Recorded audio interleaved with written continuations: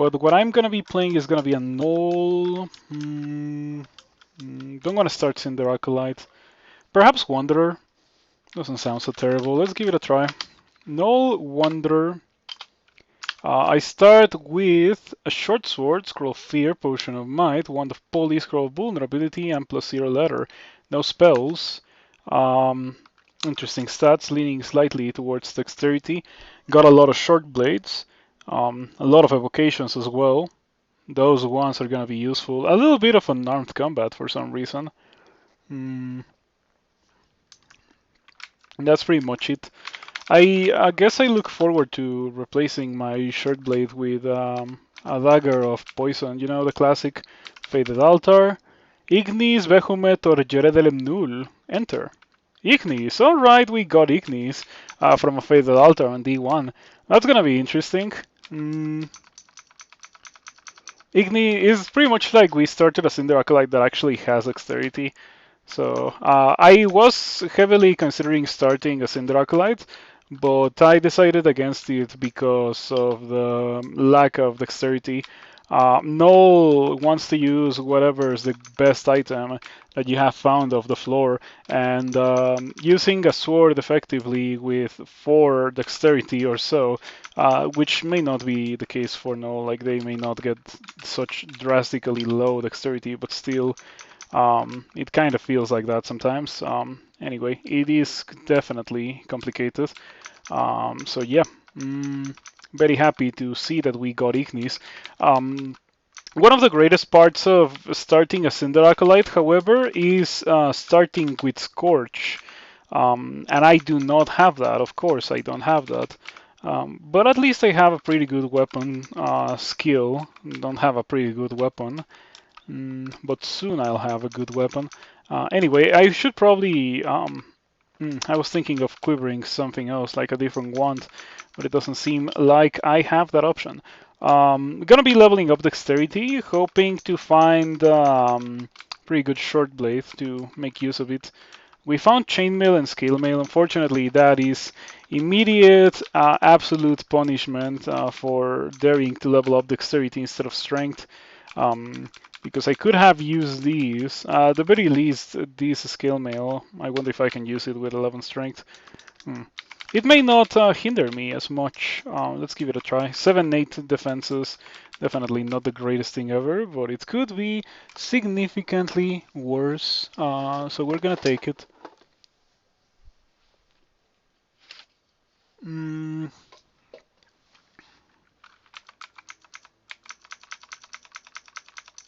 Alrighty.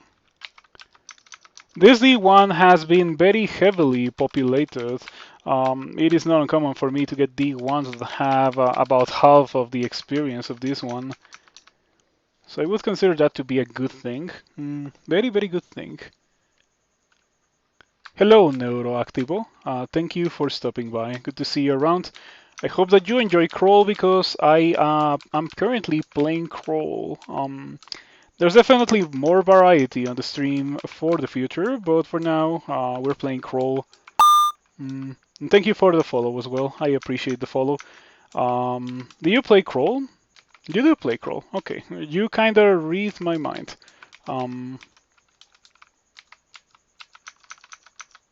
Okay, we got all our stats because Gnoll. Yep, that's what I was expecting. I wonder if I should try to poly it. It can turn into some pretty messed up things. So the answer is no, I should not poly it. You're playing a Deep Elf Conjurer. That's a favorite combo of mine. I only truly started to love Crawl when I played a Deep Elf Conjurer for the first time. Because I won a couple of characters before Deep Elf Conjurer, but then Deep Elf Conjurer was like the big turning point for me. That's when I truly learned what the apex of power on a Crawl character was. Yeah, before playing a Deep Elf, I won a Deep Dwarf 3 rune and a Deep Dwarf 15 rune. My fourth win was the Deep Elf. And then after that, I played a bunch of deep elves because I was so enamored by the power of the species and the playstyle, and I still like them to this day. I like them quite a bit. In fact, if this character was to fail, I think that I would play a deep elf because now I am kinda in the mood for it. Um, okay, this guy's kinda killing me. Mm, okay, there we go. That's what I wanted to see. I used fiery armor hoping for it to hit me and then kill itself with retaliatory damage. So it's a good thing to see that it worked out exactly how I wanted it to. It seems like it was a band of gnolls, not a singular gnoll with a flail. It's kind of worrisome. Okay, we got Irradiate, which I will most likely learn and use in time. Being a null, I can use whatever I want, so or whatever I come across that's like the most powerful thing. And so far, Irradiate would be exactly that. But unfortunately, Irradiate is level 5 dual school. The dual school part being a null is not that much of an issue, but the level 5 part is significantly more impactful. I think that with a normal character, I would already be rushing straight um, towards getting Irradiate going, but unfortunately, it is not something that I can do with a null. Mm, hopefully this is only one null. Bands of nulls are extremely dangerous.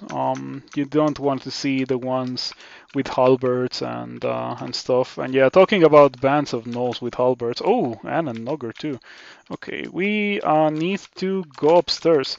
If only we knew where the upstairs are. That would be nice. Hmm. Worm moccasin, human or a worm? Okay, from those, the human is whatever. In fact, the human is weaker than the ogre, I think. The worm moccasin would almost certainly kill me, and the worm is free. I'm gonna give it a try. I think the odds are in my favor. Alright, null is good, or worm is good, rather. Now I can just continue to walk away from it. Try to find the upstairs. Run into a dead end. Should be okay, regardless. This thing is fast, right? Yeah, okay. I think I have to kill it. Um, Fortunately, the null cannot get attacks of opportunity on me, since it has a polearm. If it didn't have a polearm, we would be in much bigger issues. I think that I can actually turn around and hit it, hopefully. Okay, Necrophage gets an attack of opportunity on me. Necrophage is actually a really, really bad thing to see. Mm, okay, I need to kill the Necrophage, like, right now. Okay, that went very well. I think I can take on the Gnoll. Beautiful. You played 1 Minotaur to experience level 11, then a couple of Deep Elf Conjurers to experience level 11 and 13, so you're on your 4th run now, again, with Deep Elf Conjurer. Full of stuff that you don't want to drop. Many potions not identified. Yeah, generally don't drop stuff. Only start dropping stuff when you cannot carry anymore. The game does not have a burden system anymore. Have you ever played other roguelikes out of curiosity? If so, which ones are the ones that you have played? I started with NetHack personally, but I very quickly burnt out on NetHack and I switched to Crawl. And I've been playing Crawl since 2011. It's been almost 12 years at this point. Mm. You come from Caves of Cod. I see. More recent one. Mm. You will find that Crawl is very different. I've not played Caves of Cod, but I've heard some things that make me most definitely not want to try it. Crawl is, in a sense, like it's much more combat focused. The beauty of Crawl is the situations that the game constantly throws at you and how you handle them, how you beat them. I have 6 potions of might. I'm gonna use one because I am afraid of the black bear. Black bears are pretty spooky. Why have I heard about COD? It is a very silly game. It has some weird stuff. That's what I've heard. Yeah. Also, like obscure things, you kind of have to either brute force your way through or spoil yourself on, are things that in general I don't like in games. Not only roguelikes, just like games in general. And I've heard that COD has a good amount of that. Mm,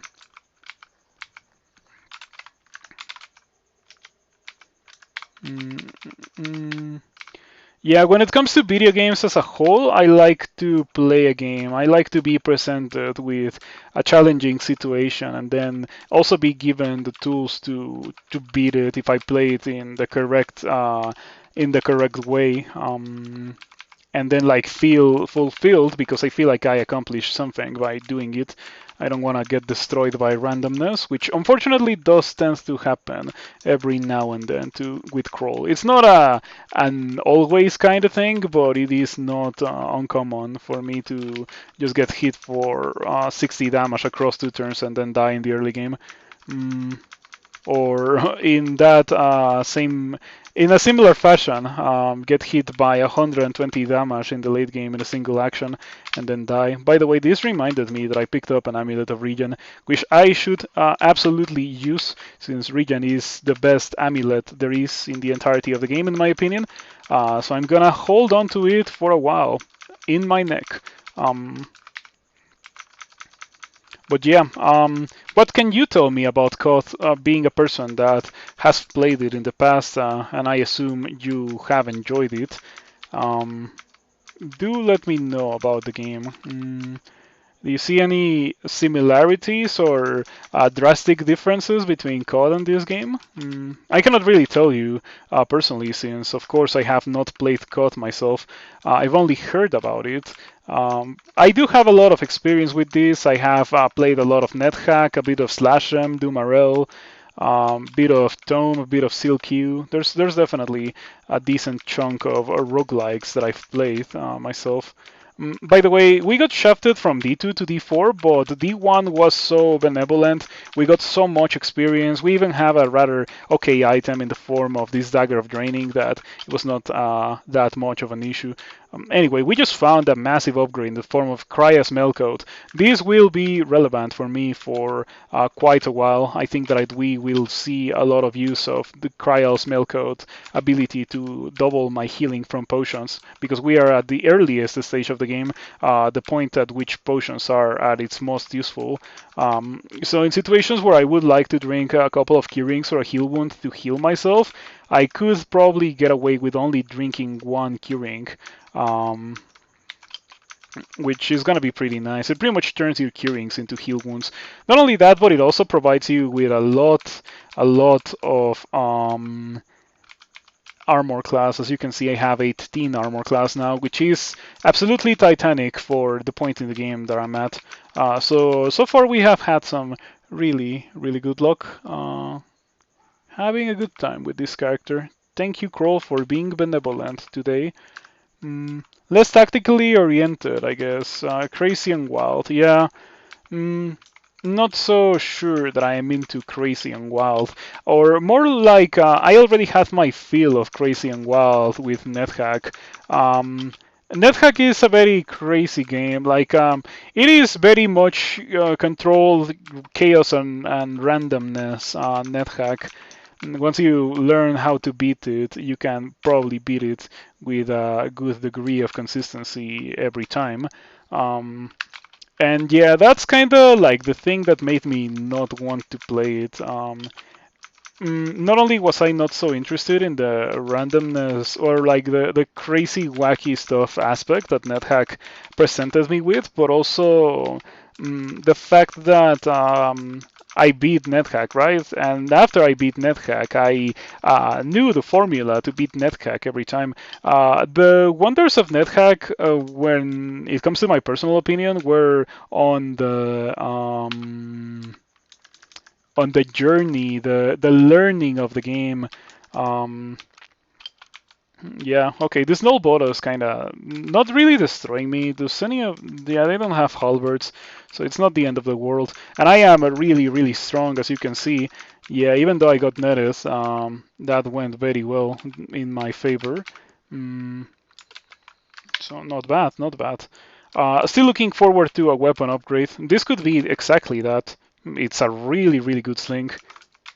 Being a Gnoll, it's gonna take a while until I can use this very, very well, but I can probably wield it, and because it's so highly enchanted already, it is probably better than what I'm doing. Um, so yeah, that's definitely a weapon upgrade. Quite different also in that there's quests and factions. Yeah, Crawl doesn't have anything like that. There is some degree of personalizing your character and even somewhat adhering to playstyle or conducts that you could define as factions or like not necessarily equate, but like draw a parallel between those things in the form of the gods. Like for example, the Ignis is a god that's kind of a consumable because you cannot gain more piety with Ignis, but eventually you will replace Ignis with a different god once Ignis's piety runs out. You can also win with Ignis, but after a certain point, Ignis won't really offer you a lot of value, so it's probably not in your best interest to do such a thing. Let's try to poly this guy. Naga, Tengu, Wyvern. Those are not so terrible things. Definitely easier to kill all three of them than the Ogre that I got. And yep, that went very well. Hmm. So how have you been liking Crawl so far? Is it your fourth run of Crawl ever?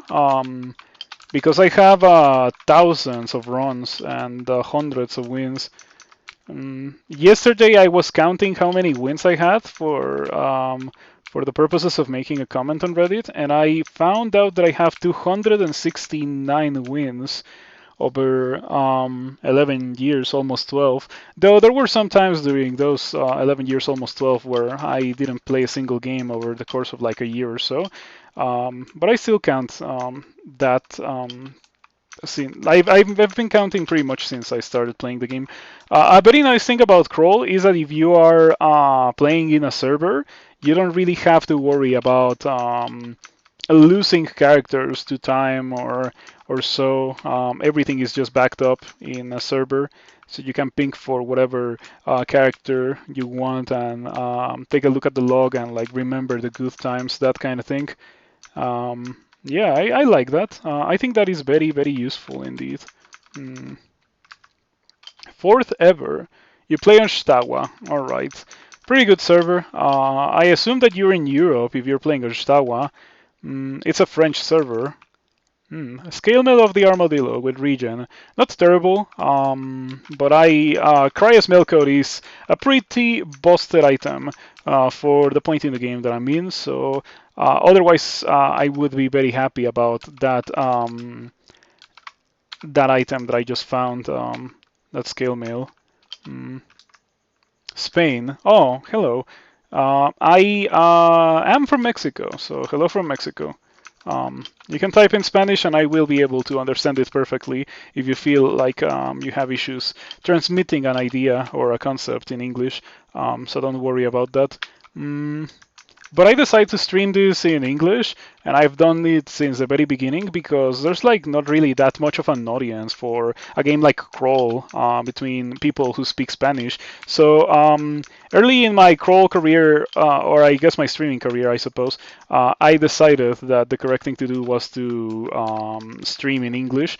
That has had a lot of benefits for me and not really that many downsides. Like I don't feel like I'm missing out for streaming in English instead of streaming in Spanish. And on the other hand, it helps me like practice the English and also expands the pool of people that I can reach. Yes, I've had people from all around the world, like people from Korea and other places. Pretty rough getting hit for 29. I'm gonna go for a fear here. Oh, Pikel doesn't get feared. Let's go for it again. Okay, Pikel gets feared now. Get away from me, Pikel. Yeah, Pickle is not really that difficult or hard to kill, I would say, but it is definitely not something that I want to be dealing with right now. Also, by the way, Cry's Melkor is kind of nuking my attack speed with this, right? Yeah, that's pretty bad. In order for me to get to 14 skill on this link, I need to train another 11 experience levels worth of yeah, just like by experience level 21, I'm gonna have that. That's crazy. Experience level 21, that's like super late game. Mm, Usually fine with English if there's English. Spanish and play Crawl, they probably speak English too. That is exactly my reasoning for when I started doing this. Like people who want to watch a Crawl stream, they probably already know English quite well. Um, and yeah, so far it's been okay. Okay, you have an Arbalest. I have to step next to you so you don't hit me with that. Mm, it's a shame that I have Cryas Melcoat and this very excellent sling. If it had been something like a short sword or something, I would be in a much better position. Um, I kind of want to get one of these. I should get Condenser Vein. Yes, if I had 10 of Tremor Stones here, that would be what I would get. But Condenser Vein is the second best option since, after all, I already have 8.6 evocations. This was a very significant power increase, in my opinion. Um, let's see how far it gets me. In fact, so good that I will use it right now. Gets me Freezing Clouds, and that just destroys everything. Um, Pretty good. Pretty good indeed. Condenser Vein is such a strong item. I've always thought of it as a crazy, crazy good item. It's really, really helpful that I got it so early in the game. Okay, Pickle shouts. Alright, Pickle. Please don't hit me for a ton of damage again. Yes, you can hit me for 13. Even twice, but not 3 times. Mm, Getting pretty unlucky with my fight against Pickle. Pickle is kind of a worrisome enemy to fight against, especially when he has electrocution, since, as you can see, bad things can happen. Mm, okay. Ooh, nice. That's very convenient.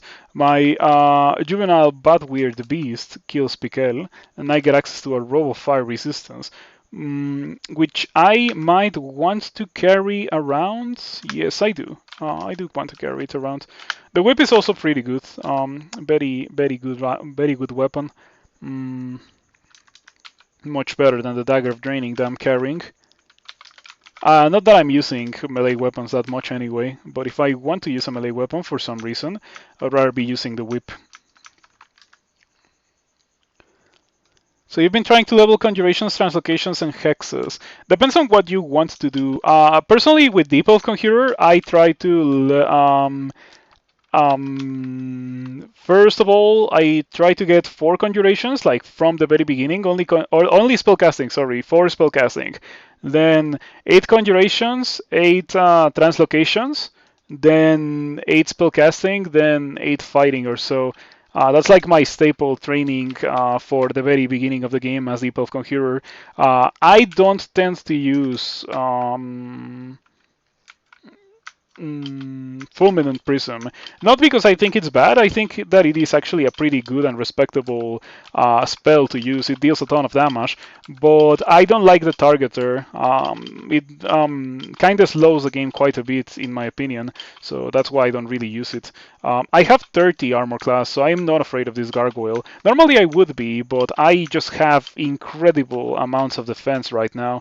The 30 armor class comes from the fiery armor ability that I use from Ignis. That will wear off in a bit, but it is an ability that lasts for very long. You're supposed to be able to make use of it for multiple fights, which I like. Hmm. Um, Oh yeah. Regarding training, the training of skills, I definitely prefer to train one or two skills at a time at most. Because if you train multiples, it just takes longer for you to get powerful on one thing. But do whatever feels best for you. I'm just telling you about what feels best for me. It's not like a hard rule or anything. At the end of the day, there is this saying in the crawl community where a player can make all the strategical mistakes that they want as long as they play tactically perfect. So no matter what you are doing or how you're building your character, if you play well, you're most likely gonna emerge victorious. Um, yeah, it's just how it is. Okay, what do I have? I don't have anything. Hopefully I can kill Gastronok before I get Airstruck. Okay, I did get Airstruck, but it only dealt 14. The slow is pretty bad. Yeah, I'm shooting this really, really slowly. Alright, that got scary for a second. Being slow versus Gastronok means that I cannot really outrun, which is obviously not very good. How is my stun arrow looking? 38%. I will eventually be able to cast it, and I think at that point I will most likely stop using the sling and only have it as a sky weapon. Ring of Willpower is a great thing to find. Also, I have a ton of rings, as you can see. I guess I'm going to put on the Ring of Strength. Should help with my success rate, and it also should help with my attack delay. And yep, it does do those two things quite well. Alrighty.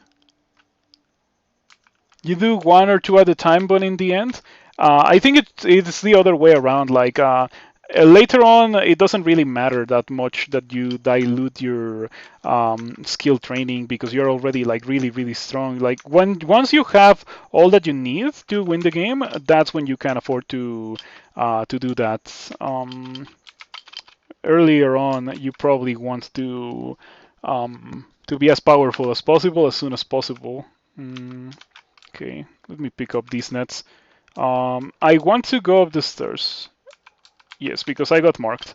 There were some pretty nasty monsters right there. I thought that I could take on Harold alone, but Harold plus two-headed ogre plus troll is kind of a bit too much, kind of a bit too crazy. We found some pretty strong endgame summon spells that I will not be using with this character, most likely. I think this character could switch to Jiyva or maybe even Chebreados once I run out of Ignis juice. Something worth thinking about for the future. But for now, Ignis is definitely serving quite a good purpose. I decide that I am not so afraid of the two-headed ogre because I have really, really high amounts of armor class for this point in the game. Like it's actually crazy how much armor class I have.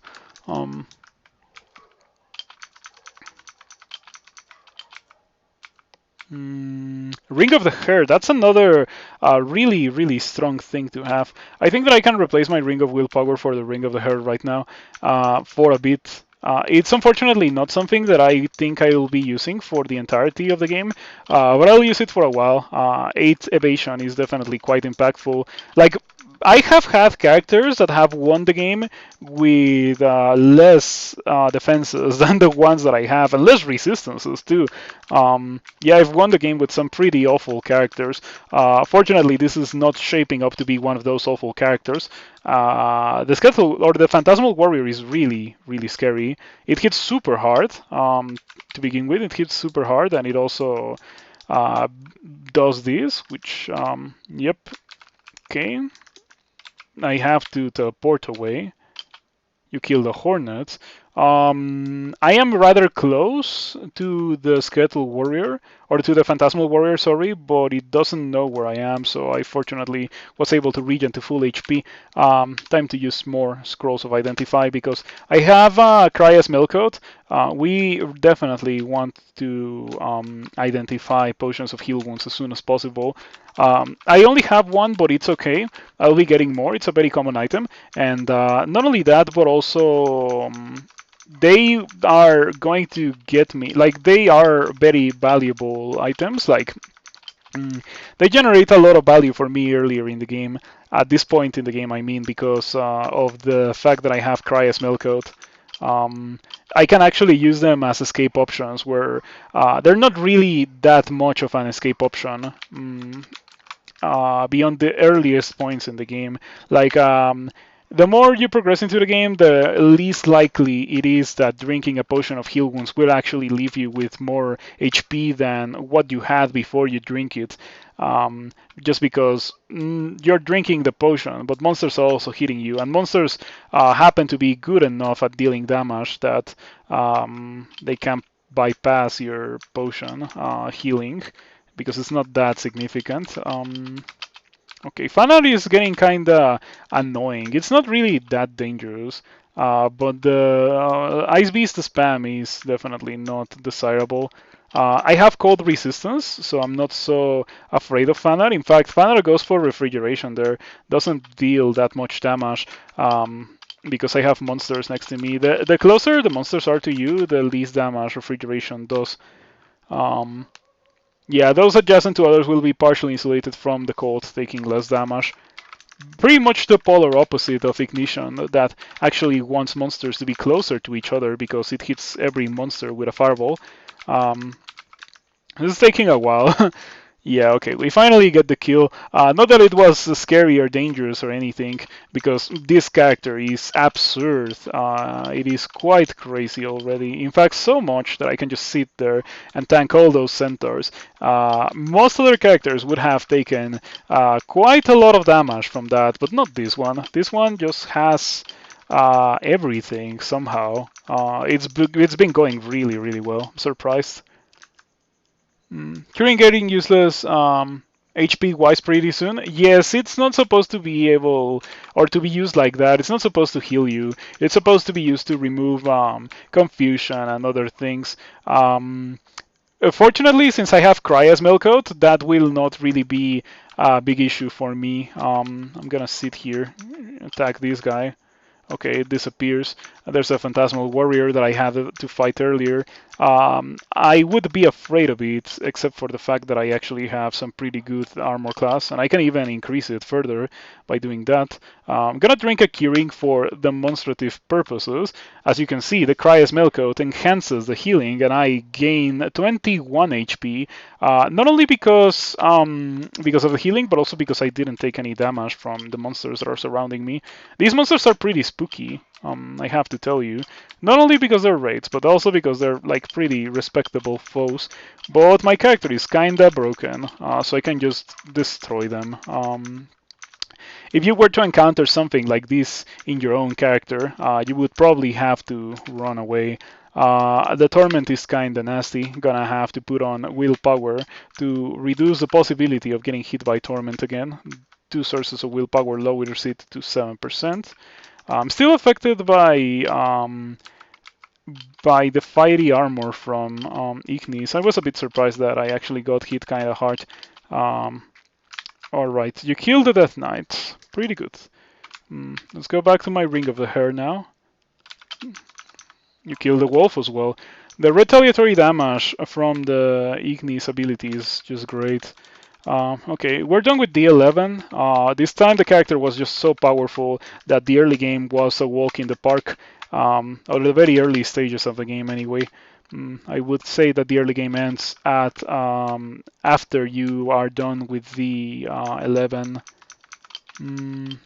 No, not the 11. After you're done with Lure. You're abusing Fulmin and Prism pretty hard for now, but you miss Orb of Destruction. You'll be getting that. Oh, by the way, what god are you currently worshipping in your game? There's some gods that are like really, really strong for Deep Elf. I would personally recommend Behemoth, unless you already have a pretty good set of spells by the time it's time to choose a god. So if you have access to pretty good spells, by the time you have to choose a god, I would go for Sifmuna or Gosag. Perhaps Chebriados, but Chebriados is very difficult. I wouldn't recommend Chebriados for a new player. It's a strong god, but it definitely punishes you super hard for making mistakes. And if you don't really have a lot of experience with the game, you're not gonna know what is a mistake and what isn't. So Chebriados definitely wouldn't be a good experience. Behumet always, but you have to wait until D10 for Behumet. Yeah, that's pretty rough. Anyway, Behumet always is definitely something that I can endorse. I am a big fan of Behumet. I am a Behumet a lot. Um, I would recommend Behumet every time to most characters. Mm, what spells have you gotten apart from, Fulminant Prism? Maybe you have gotten some pretty good spells. Personally, I like Stone Arrow a lot. Um, yeah, whenever I get Stone Arrow on my spellcasters, I just use it pretty hard. Um, we got Spider. That's a bit of a shame. I'm not a fan of Spider. Never really liked Spider. I've been playing since before Spider was introduced to the game, and I always thought that it was an awful place. It was first introduced as a portal vault, and I was like, "Oh yeah, I'm never going here. This looks awful." And then it got turned into a permanent thing, and I was like, "Well, now I am forced to go here. This is awful." Mm, Okay, killing these elephants is definitely taking me quite a while. The attack speed issue that I have with the sling is quite noticeable. It's definitely starting to get to the point where I might want to consider replacing it as my main way of killing things. Right now, it functions, and it does not function poorly, but it will eventually start to decay. After all, it is only a sling, base damage 7. It's pretty much like hitting things with a fully enchanted short sword or flaming. Not very good, apart from the fact that it is a ranged weapon, of course. Mm, Geez, look at this character. 26, 22 defenses by Lur. This is obscenely strong. Yeah, as a Gnoll, you really just need to get a little bit to get going pretty hard. Um, yeah, there's been so many situations where if I was playing a different character, I would have been in trouble, but not with this Gnoll. I anticipate this is going to be a rather quick win. I might even be able to finish the character tonight. Unless I make some tragic mistakes that end up killing me. But with how powerful I am already, I don't really see that being too much of an issue. I don't see it happening, to be completely honest. Just have to play properly and use these scrolls of identify that I bought like a while ago and I never really used. Mm, Okay, we still need to identify a couple of scrolls, but I've already identified all of my potions, including the most important healing and or curing and heal wounds ones. When it comes to scrolls, I have yet to identify the most important scroll, which is blinking. Blinking is the most valuable consumable in the game because it is just a free get out of jail card. There's gonna be a lot of situations where you would be dead if it was not for the fact that you have blinking, and vice versa. Not having blinking in your inventory may end up being a way to seal your fate with most characters. Not with every character, but certainly with a bunch of them. The average scroll character is in a pretty dangerous situation if it doesn't have scrolls of blinking, because you never know when things are gonna go poorly for you. You may be just like chilling, killing things in depths like it's nothing, and then just get hit all of a sudden by 100 damage crystal spear, and then you are at risk of dying. That kind of thing has happened to me in the past. That's a great ring. Yes, that ring is fantastic. It is good enough that I'm probably gonna grab it. I don't know if I'm gonna put it on immediately, but it is a beast of a ring, much more worth it than the 900 gold. It's almost impossible for 900 gold to get me something better than this ring. Mm, I could quiver stone arrow instead of the sling now. Um, I could definitely do that. I could definitely do that indeed. Okay, I think I'm gonna go ahead and do that. Stun arrow on the quiver. Worst case scenario, I can still shoot the sling if I run out of mana, such as in this situation. Mm, But stun arrow should be my main way of killing things, in my opinion, because it is faster. It doesn't have that much spell power, unfortunately. Only 11 intelligence, after all. Might be interested in leveling up intelligence in the future. Mm. Mm, mm. 21 spells levels left. Magic Darting, Rifleman Prism, Mystic Blast. Get Mystic Blast. Mystic Blast is a very important spell. Crucial part of the Conjurer playstyle. Being able to push monsters away so that they don't get attacks of opportunity on you is a big deal in these versions. 0.29 and Trunk, as of right now, have attacks of opportunity. Which means that monsters that are the same speed as you or faster will get attacks on you for free if you walk away from them. Mystic Blast pushes them away, so it not only fulfills the role of dealing damage to them and killing them in an area of effect, pretty good, but it also can serve as an escape option, pushing monsters away from you so you can actually run to the stairs. So yeah, Mystic Blast is definitely a must. More important than Prism, in my opinion. Um, those are the ones that you know. Prism, Searing Ray, Gale's Gravitas, Teleport Other. Mm, what about the spells that you have not learned? Maybe you have something really good already. 17 Conjurations is definitely overtrained. Perhaps consider turning that off and training Fighting to 12 or so. You're not really gonna need that much Conjurations with the spells that you currently have. You're probably set when it comes to Conjurations for even Orb of Destruction. That's how much Conjurations you have right now. Um, of course, you are probably gonna be benefited from training it perhaps all the way to 27, but not in the early game, at least. Not in the early game. Okay, this is getting kind of spooky. Gonna use Fighty Armor to give myself a little bit of an edge. These guys are kind of hurting me. Gonna use a Heal Wounds. Let's see how much it heals me. Not bad, 23, especially taking into account that there were things that hit me. So I got healed for a respectable chunk of HP, and I also mitigated the monster's turn. Pretty good, pretty good. Snork goes Berserk. Okay, fortunately I have Curare. Curare slows monsters. Been getting really unlucky with my Curare throws, unfortunately. Throw a net.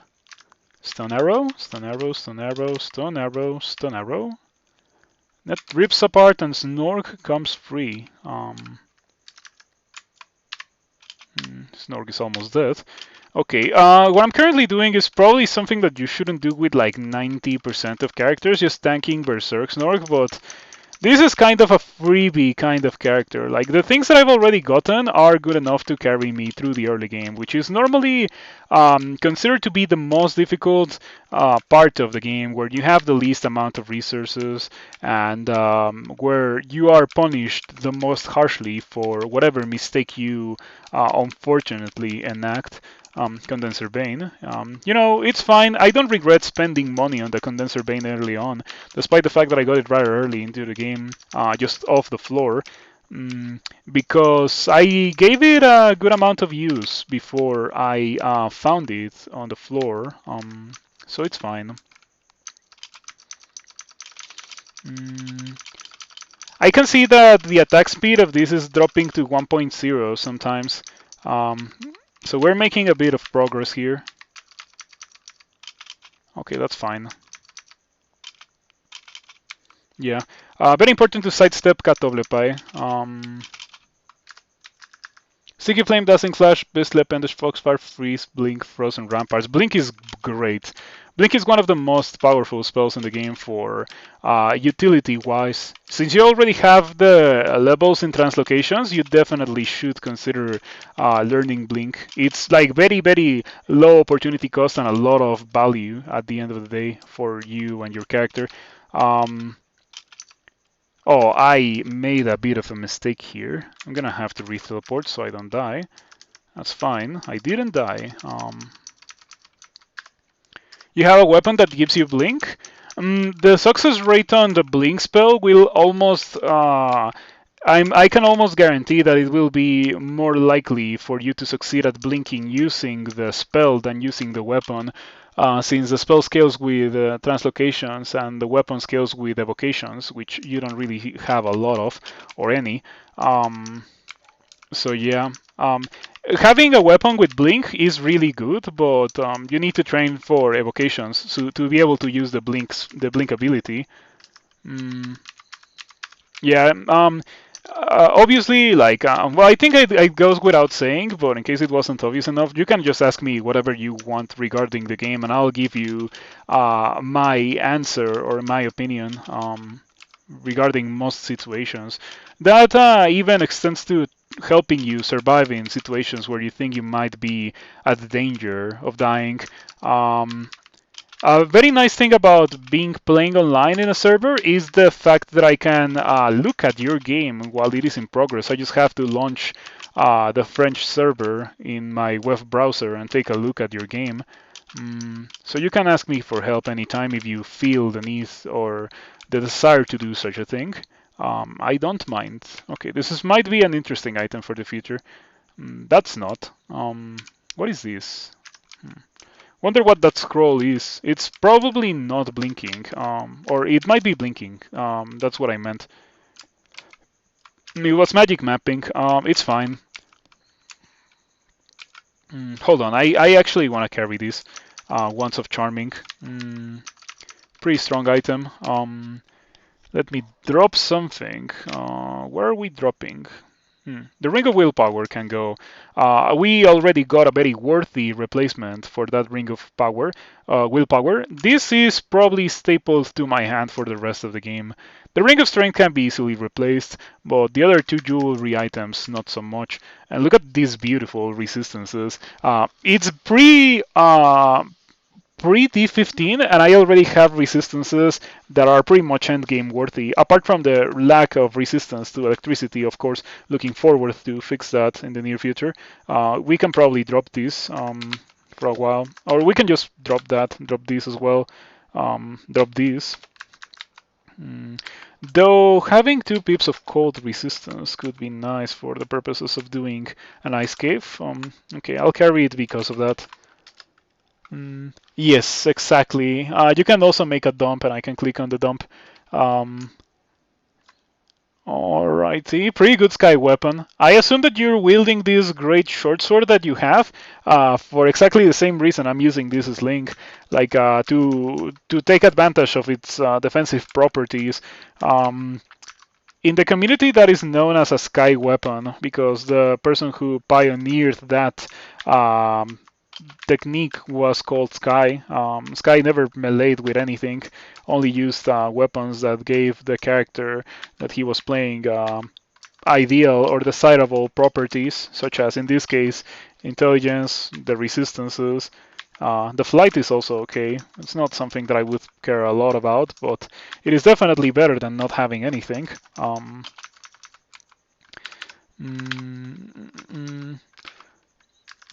So far, we are going very, very quickly through the early game. The entirety of Lair took me about 15 minutes, which, yeah, when that kind of thing happens, you can tell that the character is a very, very powerful character.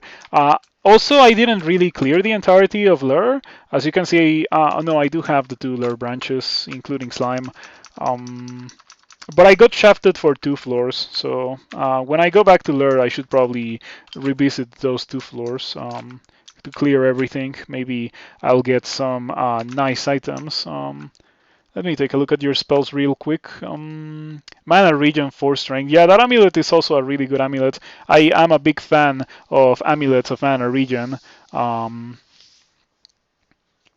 Let's see your spells. You have Haunt is a game winner if you want to go for it. Definitely learn Blink. Kindle Blast Sparks could be interesting, though probably not for your character. Perhaps a Sticky Flame. There's a very good combination of things that you can do with Sticky Flame and Mystic Blast. So use a Sticky Flame on a monster that's next to you, and then you use Mystic Blast and push the monster away, and then you just run away from it until the Sticky Flame kills it. So yeah, it's like there's very nice little synergies between spells in this game. Specifically with Mystic Blast, there's a fair amount of them. Mystic Blast, Freezing Cloud also works very well. If you happen to get Freezing Cloud, you can set the cloud. The monsters will walk through it, and then they will get to you, and then you will just push them into the cloud again, and that usually kills them. Ooh, ouch. How about you don't kill me? Yeah, you cannot really kill me right now, but charming. 57% chance to work. It doesn't. I get hit for 29. That's pretty bad. We've been getting some really, really unlucky rolls when it comes to this very large slime creature. I think I have to go for fear or heal wounds here. Let's try heal wounds. Whew, that's a very girthy heal. That's such a great item, Cryas Meltcoat. So impactful at this early stage of the game. Big fan of it. Alrighty, that's what I was talking about when I mentioned large amounts of damage output that this game has, unfortunately.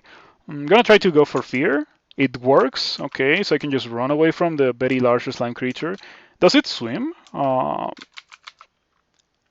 It can travel through water, so it does swim. It's gonna get to me. I'm gonna use teleport. I can get hit once because like I had enough HP to survive even a maximum damage roll. But multiple hits, I was not so sure. I will revisit these Randarts later on when I know for sure that I can spare the money. I will be going into Orc next. Orc has some shops. And you never know when the shops are gonna be good enough that you actually want to buy something. With this character, there's like very little in the way of things that I lack. Perhaps perhaps better body armor, a better ring, a source of resistance to electricity. But that's pretty much it. This is not a character that wants a lot from randomness. Oh, a scroll of blinking, definitely, because it's been a while. I don't have scrolls of blinking identified yet. In fact, I found a scroll of acquirement before a scroll of blinking. I consider that to be rather unlucky. Okay, that's fine. I can go into this door, and slime creatures cannot open doors, so that serves as a way to make a lot of ground on them. Now I have it. I have that slime creature at the edge of line of sight. When it comes to these guys, it's definitely for the best to fight them one-on-one, because if they stack up, they can prove to be quite difficult to deal with. Yeah, it's a lot of slime creatures, unfortunately. This time they didn't pile up, so I can just stab them down. Getting hit by two monsters that deal a maximum of 22 damage, instead of one monster that deals a maximum of 44 damage is actually good. Because it's two different monsters that are trying to roll with weaker attacks versus your armor class. And in this case, I have a lot of that, so I don't have to worry about them. What's the heaviest armor you consider reasonable to cast in? Whatever you can actually cast in. I have had characters that cast in Crystal Plate, so obviously Crystal Plate, but Crystal Plate is also the heaviest. Not to mention that the character that I had that was casting level 9 spells in Crystal Plate was also a Mega Sig character, so not very representative of the average scroll character. That's something to keep in mind. Did I get an altar to Jiyva? I did. Okay, I might want to go Jiyva, considering how good I already have it with this character. You're gonna head to bed. See ya. All right. Enjoy your rest of the night. Have a nice one, Neuroactivo. Thank you for stopping by and following. I appreciate it. Fiery armor.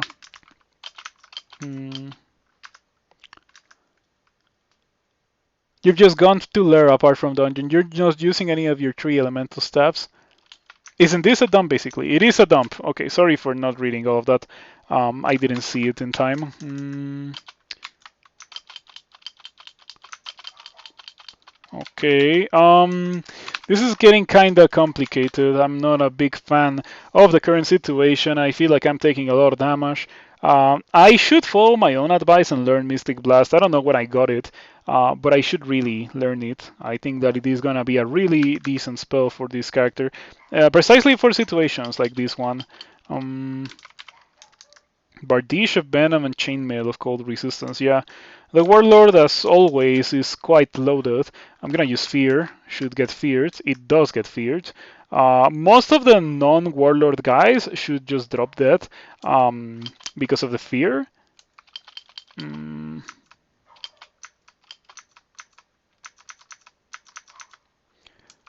yeah, so now I just have to worry about dealing with the Warlord when it eventually loops around and comes back and tries to get me. Um, very soon. Oh wow, the Warlord died from the poison. That's great. Um, very convenient. I won't get that scroll from Nisi. Okay, I'll get it just to get rid of the shop so the guy can retire. Let's get Mystic Blast. Keeping an eye on LRD, Irradiate definitely. Petrify as well. Petrify could be an interesting addition to my repertoire. There's something that I like. I, as a whole, in general, don't like Gnoll, but I do have to admit that a funny thing about Gnoll is that you get to use some very exotic things that you normally wouldn't really be using, such as in this case, me and Petrify. It's not a spell that I would usually even take a look at. But because I am a Gnoll and I'm already training everything at the same time anyway, I can make use of it. And that's really funny. It's reminiscent of being a Jinn, but with a bit more selectiveness because you're not at the mercy of the RNG. You're at the mercy of the floor god, and the floor god usually tends to be a bit more generous than the RNG when it comes to providing spells for a Gnoll compared to the RNG providing spells for a Jinn. Mm. Especially if you get to like experience level 15 without having really good spells as a Jinn, you might be in serious trouble. Um, yeah, at that point you might want to abort the mission and go for doing something non-spell related as a Jinn. Okay, I'm liking the combination of this +9 sling and the stone arrow spell quite a bit. Definitely will be getting some intelligence in the future. The stats spreading for this character is already so messed up. I've been leveling up everything, it seems. Been leveling up dexterity and dexterity only, I think.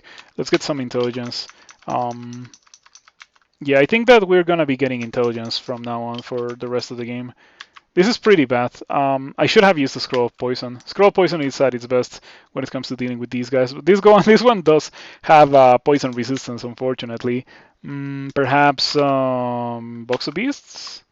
Mature Sting and Sting Bad Beast. Hopefully it helps me deal with these two Orc Knights. One of them already died, so pretty good. And the other one also got absolutely destroyed. Um, that's pretty funny. Misses the Orc Warrior, or misses the Orc Knight, hits the Warrior, and it still dies. The Orc Knight still dies. It causes poisoning, no wonder. Yeah, it also hits kinda hard. 26 and 15, kind of a scary monster to be in the receiving end of. Very useful ally. That item is not an item that I use very much, but on this character, since I got it so early into the game and I started with a decent amount of evocations skill, it's definitely a good idea to use it. Also, like, the skills of Gnolls look absolutely disgusting. I've had characters that get to this point in the game that don't have skills remotely as good as those. It's actually kind of insane. I have double resistance to, or I have double willpower, so I don't have to worry about those guys. Ogre mages, sorry. I do, however, worry quite a lot about these two-headed ogres.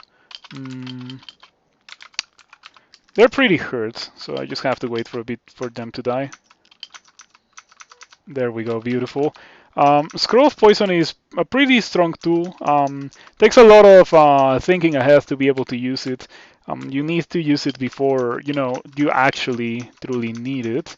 Um, but it does serve a pretty good role. I like it. Scroll of Identify. Let's see what we get. Immolation. Mm,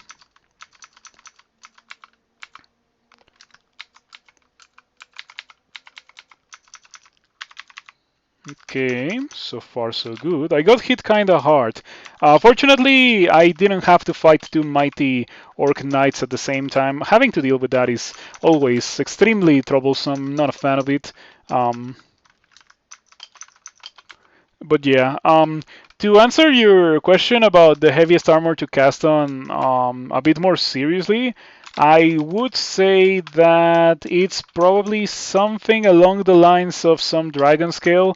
I know that I like dragon scales to cast on quite a bit. Some of my, or like a decent amount of my endgame spellcasters with good armor class specifically end up casting in some form of dragon scales. Fire has dragon scales, per dragon scales. Quicksilver scales are also nice, but a bit more situational since they cannot be enchanted. Alright, that's a pretty good ring. Like this one, ring B, is pretty great. It provides me with a lot of things that I don't need anymore, however. But if I was in need of those things, I would not hesitate to buy it. Ring A is not that great. The slaying is nice, but I don't value it that highly. Let's see what else we have in the final shop of the day. Um, well, I guess the final shop of Orc is hopefully not going to be the final shop of the day. Hopefully I didn't just jinx myself. Salamander Hide is a great armor. Really, really strong. Flames, I think, gives a fire magic enhancer. Yes, it does. It's like the Ring of Fire spell from back in the day. This item is super powerful. Um, yeah, however, the double weakness to cold might be a bit worrisome. Ideally, I would win with Cryas Melcoat. I'm not starved for good body armor, so I'm just gonna pass on it. I don't really need to equip it. Alright, I feel like the character is getting really, really powerful. This is a character pretty much entirely made out of items, not really made out of skills or stats. It's just items with this character. I think that it's time for me to abandon Ignis and go Jiyva. Mm.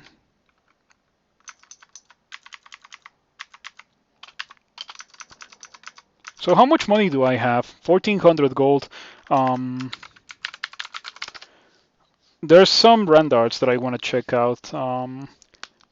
There's a bunch in D12, and then there's the Smoking Longsword in Orc 2. Want to buy all of those to see if we get some nice sky weapons. Um, and my sling is nice, but it doesn't have that much. It only has willpower and resistance to corrosion. Um, I could pass on those.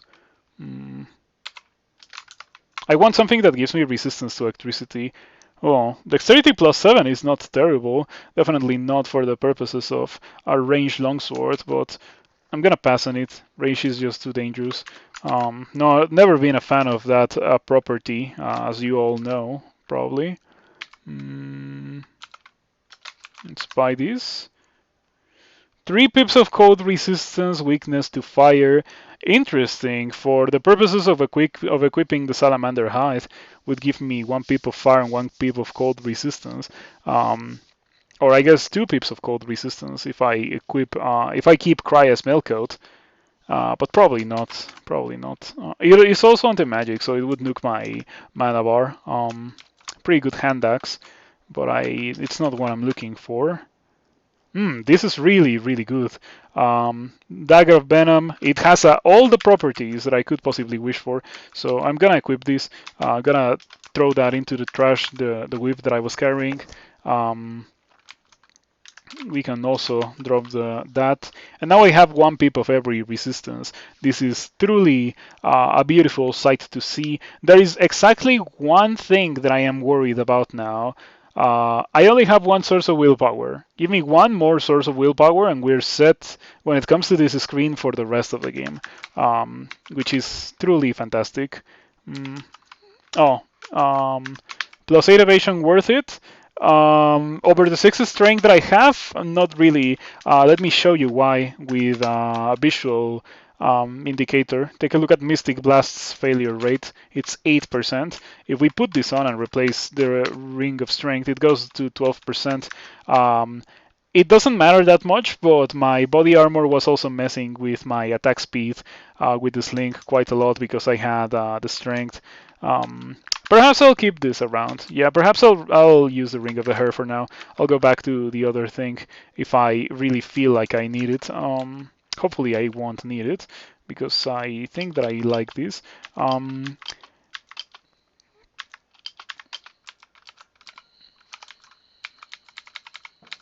Okay. I think that due to the unusually large amount of tankiness that this character has, I can afford to tap with this Dagger of Venom, even at a point in the game where it would not be a very wise thing to do, due to damage output concerns, of course.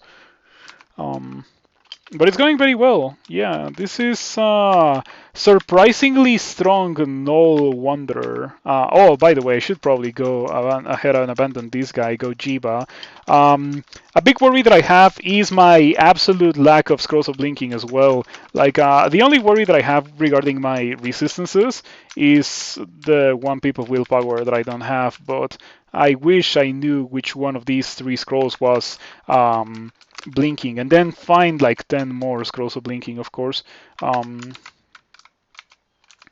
Let's go Jiyva for real this time. In order, it's fine. I can just kill these guys. Jiyva will forgive all. Yes, I will abandon Ignis. Ignis blazes with a vengeful fury, burns away your fire resistance. I'm okay with that. I'll have 1 pip of fire resistance when that comes back. But yeah, I better get rid of that now. What branches do I have? A spider and swamp. Okay, that's nice. The lack of fire resistance is not relevant for those, but it is kind of relevant for swamp actually. But it is not relevant for spider. If I had gotten snake and swamp, it would have been significantly worse to abandon Ignis. Let's try to rush over here. See what kind of items we have waiting for us here. Better get to the items before the jellies eat them all, of course.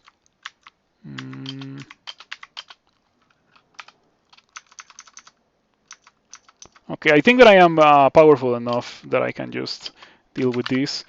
Of course, 9% chance of petrify will petrify you every time. I wonder if I should let it happen. This guy will die soon. It's extremely poisoned. Yeah, I just let it happen. Didn't really take damage. As you can see, I even regained a bit of HP. That was pretty funny. I can deal with the Earth Elemental, but I need to have a full mana bar in order to be able to do such a thing. So yeah, Jiyva will be great once it starts enhancing my mana regen. Jiyva just gets absurd. It actually gets absurd. It makes your character so ridiculously powerful, given enough time, of course. Irradiate LRD at 30%. That's something that I'm looking forward to changing in the near future. I have 5 scrolls of something now. I used to have 1. I'm gonna hope that's blinking. It would be great.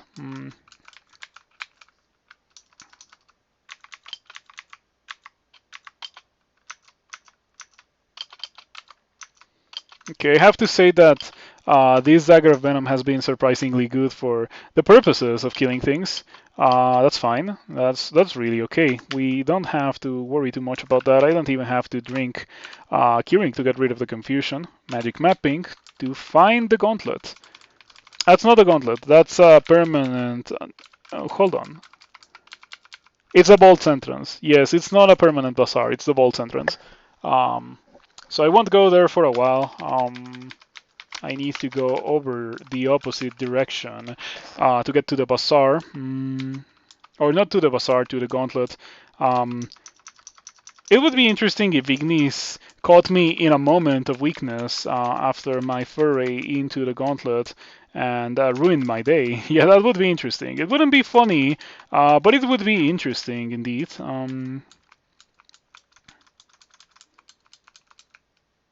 Francis, Duchess of Pandemonium. I don't have poison. I don't have poison. Well, do you have a shield today, Francis? You don't. You have letter armor of cold resistance. Ideally, I would not have a very difficult time dealing with you. Okay. I don't like the fact that she hasted. She hits kind of hard, but I am in a pretty good position.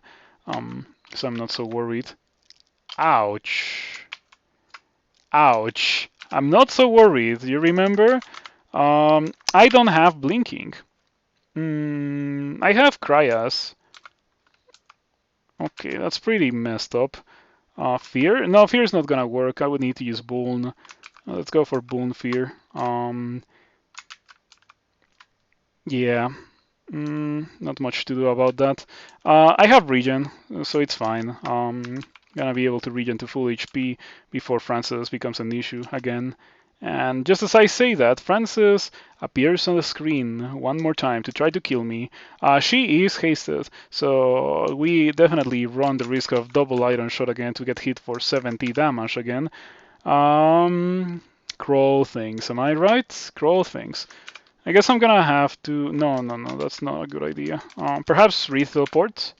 There's very few positions where I would be worse off than in front of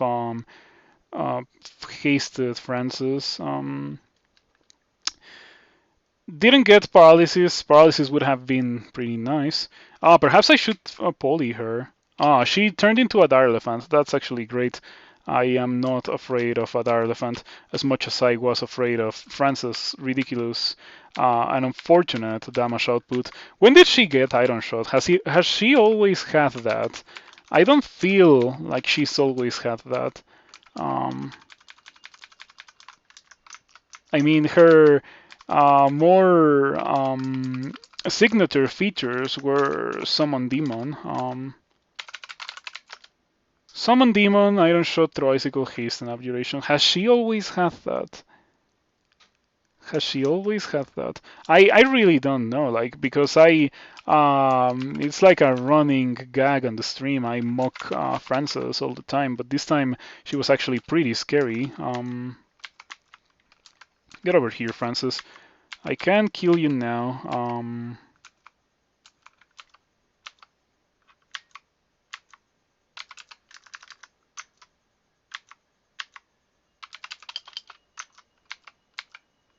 Okay, this could be an issue. The Boulder Beetle completely misses you. Beautiful. Getting to that gauntlet is proving to be quite complicated. I tried to extremely poison the Boulder Beetle before it jumped away. Unfortunately, I was unsuccessful. Yeah, now it's rolling again. Okay, once again, the Boulder Beetle fails to hit me. This time I blocked it with my Buckler of Protection that I got very early into the game. Jiyva's jellies are eating literally all that there is to eat in this level. But that's just what we signed up for when we decided to start a Jiyva character. So no complaints regarding that. Mildly interested in that ring, only very mildly. Do I care? No. I think Jiyva gives resistance to corrosion eventually. That is correct. Jiyva does give resistance to corrosion, so I can leave that on the floor. Alrighty, let's see what we got here. Jiyva begins accelerating your HP and mana regen. So, yep, this is where things start to get truly crazy. Okay, that's fine. Two fire elementals come into view. I have not recently, but in the past, run into serious issues when Ignis decides to summon fire elementals. By the way, I'm hearing slurping noises, so that means that jellies are eating stuff. Ichor stained globes, definitely will go to those. Those are my main desire when it comes to this. So we have to go here. I see a world binder and a jelly. The jelly ate my stuff. That's fine. Don't even have to fight the world binder, but it's some free experience. Yeah, the jelly is eating my stuff. All right, but I did get my globes. They're not as bad as you would think. Let me tell you, the 2 pips of fire resistance might be more desirable than the 4, yeah, 4 armor class that I am losing due to the fact that the globes are -2. So they're a rather desirable item despite the appearance of them. Okay, funny things are happening. Definitely, I would consider this to be rather funny things. Perfectly scary, I have to say, if I was currently wielding a weaker character, but fortunately it is not the case today. Today I have nothing but the gas, as the kids would say, all of the gas. These will know how to inflict the punishment due to you. Ignis is quite math on the internet, unfortunately, so we still have to deal with that for a while. It won't be shown here. I think I have to search for Ignis. Ignis. Well remembers your sins, so it's gonna take a while. Hopefully by the time I have to go into a lure branch, Ignis will already be mollified. Doesn't really leave that much time for the mollification to happen, but I hope. Condenser Bane, we get fire. Gonna step forward to block the Minotaur to make it stay on the fire. Stun arrow, stun arrow. It has poison resistance, so I don't even want to melee it. And there we go. My unusual sturdiness for this point in the game kinda got the job done. And Ignis did try to take advantage of my moment of greatest weakness, which was pretty much immediately after fighting the Minotaur. Fortunately, I was in pretty good shape after the Minotaur fight. Acquirement, Toxic Radiance, Firestorm. Not that it matters too much. Does 3-letter armor.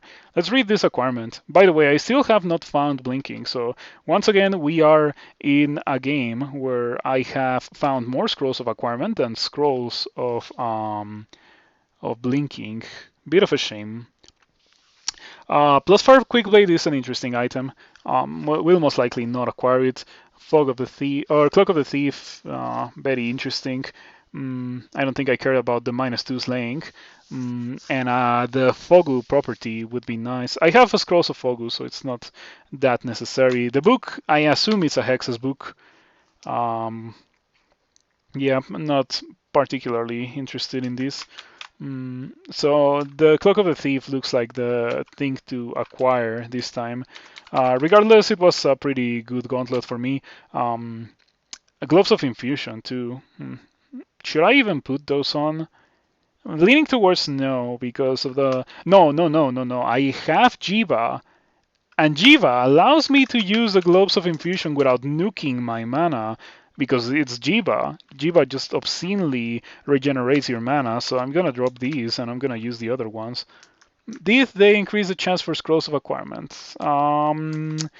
I think so. I think that in one version, a couple of versions ago, there was an increase to the amount of Scrolls of Acquirement that you got. Okay, I need that guy to get closer so I can hit it with more stun arrows.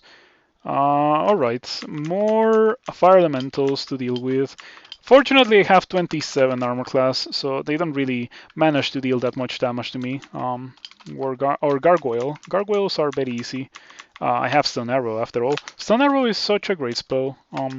3 dice of 11. Those 3 dice of 11 are gonna remain relevant for a while. Kind of playing with fire, using stun arrows so much against that ogre mage. All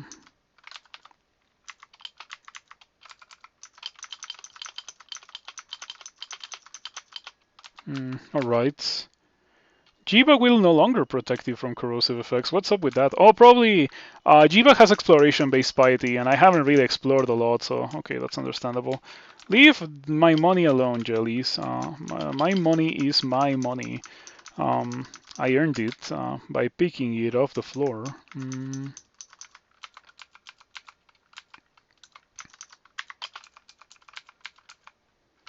Alrighty. Jelly's still eating everything that there is to eat. It's fine. Ignis calls us forth spirits of fire to unmake you. More fire elementals. Fortunately, Ignis has not shafted me that much, which is a truly scary rad effect that Ignis can inflict on your character. D15. Walking away from the stairs, perhaps not the correct move. Maybe I would like to go upstairs. Bring these guys up with me.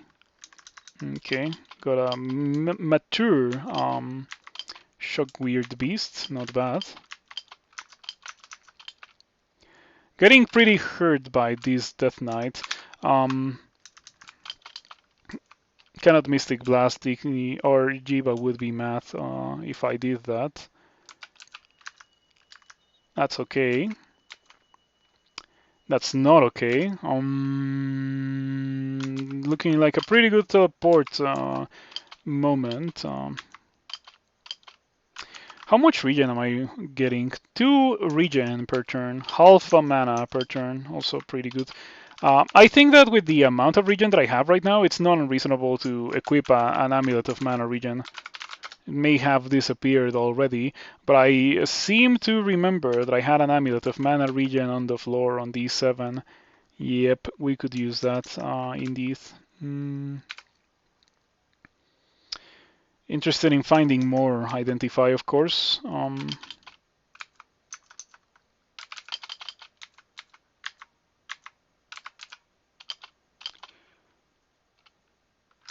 Jelly trembles before you. Oh, look at that. It was made hostile because a monster got pushed into it, but then it was immediately made friendly again. That's interesting. I was a bit afraid that Jiyva was gonna get very annoyed at me because I accidentally attacked a jelly. It's good to see that it wasn't the case. I don't anticipate that happening a lot, however.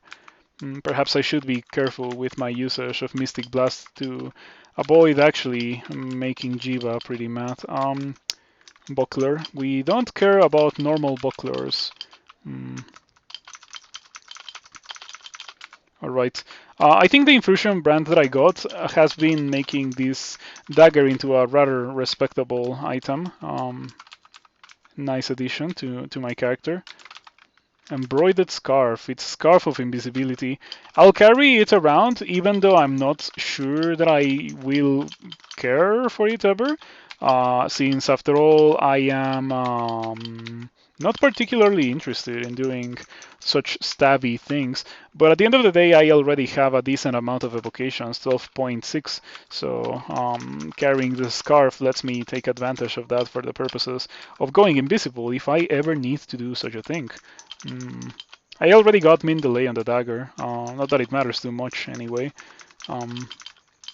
But it sure feels nice to have min delay on an item as a Gnoll. It's not something that happens very frequently.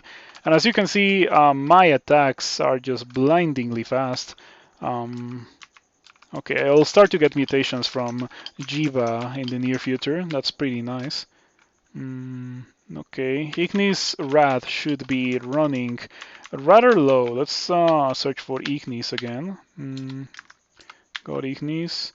Will not burn much longer. Yep, only a couple more applications of the Wrath and we're done. Oh, one more. Ignis when one final cry of rage burns out of existence. Alrighty. Mm, was a good ride while it lasted, Ignis. I was very, very grateful that I got Ignis of a Fatal Altar. First time that has ever happened to me.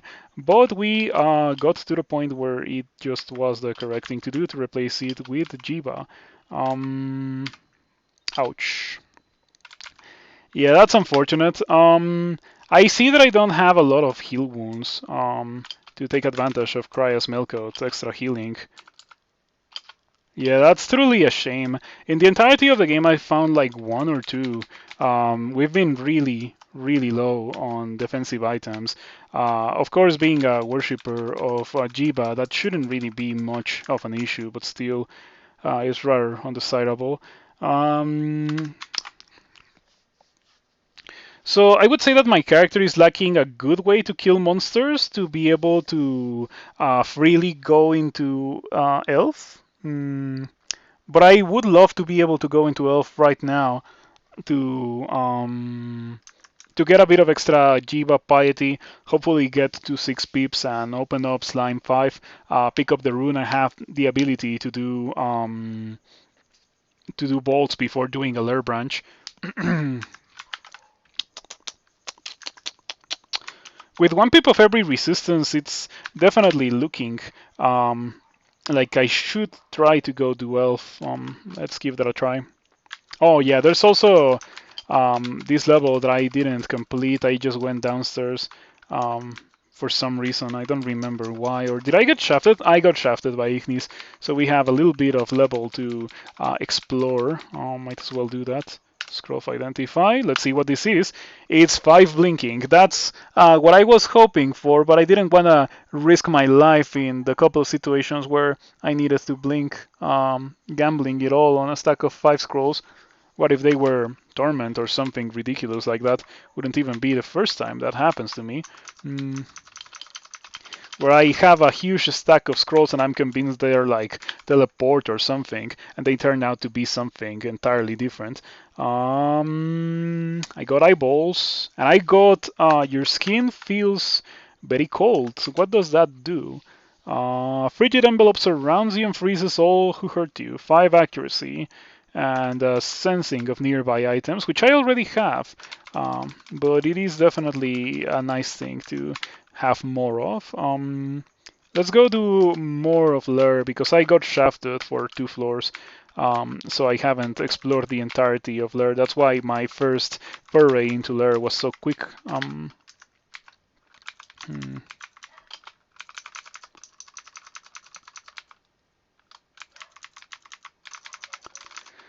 So yeah, of course things in Lair are not really gonna be an issue anymore. Hmm. I think I'll go Spider. Fortunately, we did end up getting out of Ignis' wrath well before having to go into a lair branch. I wonder how much of that was because of the fact that I found the gauntlet.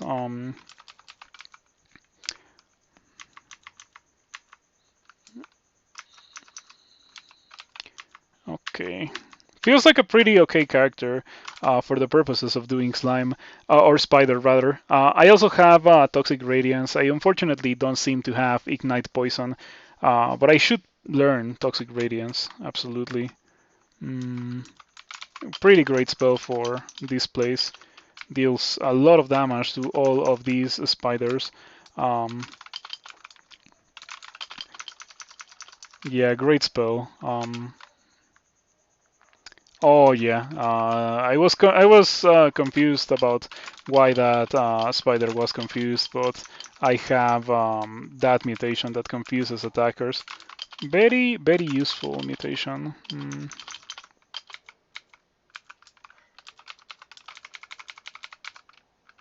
Mm.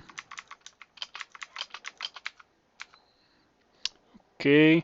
I'll hold on to these potions of mutation in case there's like some horrific accident in later parts of the game. When it comes to mutations, Jiyva is actually great because I will just get good mutations from Jiyva. That's kind of the point of going Jiyva. Not only do you get the very strong HP mana regen, which makes you kind of unkillable, given enough base tankiness, of course. But I also get the added benefit of having a lot of really good mutations.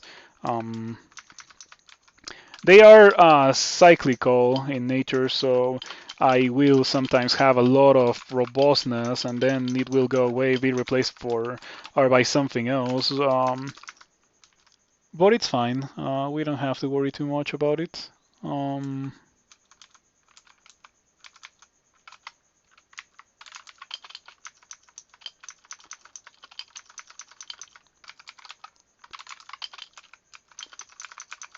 mm-hmm.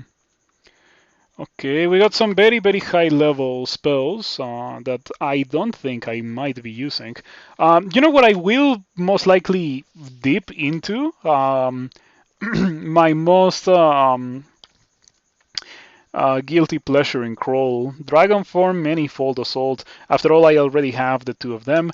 Um, a decent amount of my defenses and resistances do come from things that would get melded if I cast Dragon Form, so it is not a no-brainer, but it definitely is a path towards, in the future, a possible path to victory, since I already have Manifold and Dragon Form.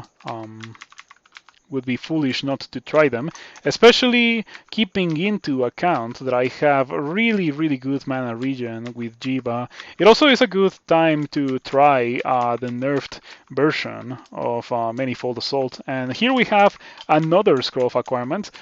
This is the third or fourth that I found. No idea. But anyway, I will read it after I deal with these guys and I acquire whatever I was going to acquire from the one that I'm carrying in my inventory. Um, Not the Cloak of the Thief, definitely. I'll get the money. Money will be harder to come by because I went Jiyva. Plus 9 hand crossbow, plus 1 boots with 4 strength. Um, the hand crossbow looks mighty fine, except for the -3 intelligence. That, of course, means also minus resistance to electricity, minus corrosion, in fact, -7 intelligence. But it is a very respectable weapon. I think that it is probably worth it to acquire it. For the purposes of killing things when I am out of mana. Unfortunately, hand crossbow is scaled with dexterity, not strength, so the +7 strength won't do a lot. Mm. But yeah, I also don't have to make an immediate decision. I can just delay that until I find another scroll of acquirement. It's not like I immediately need the power boost that would come alongside getting one of those items that acquirement is offering me. It's a strange situation to be offered two good desirable items from acquirement. Usually you have 1 or 0 items that are actually really good for your character when you read an acquirement. Getting 2 or more, or like the entirety of them being good, is quite strange indeed. Okay, Ghost Moth made me run out of mana. It's fine. Switch to this link that just kills it. This character has been having an excellent game. Yeah, there's been a couple of situations that have been indeed very tricky. A couple of situations that I was not sure I was going to be able to survive, mostly due to the extremely volatile damage that Kroll unfortunately likes to eventually lay on top of you. But it's okay. Definitely fine. Let's try to grab that mysterious item. It's 13 gold. Okay, 3 pips of willpower. That means that I don't have to worry about getting hexed. At least not for as long as I have that. Absorb projectiles jelly. Interesting. I wonder how that works, the absorb projectiles jelly. Mm.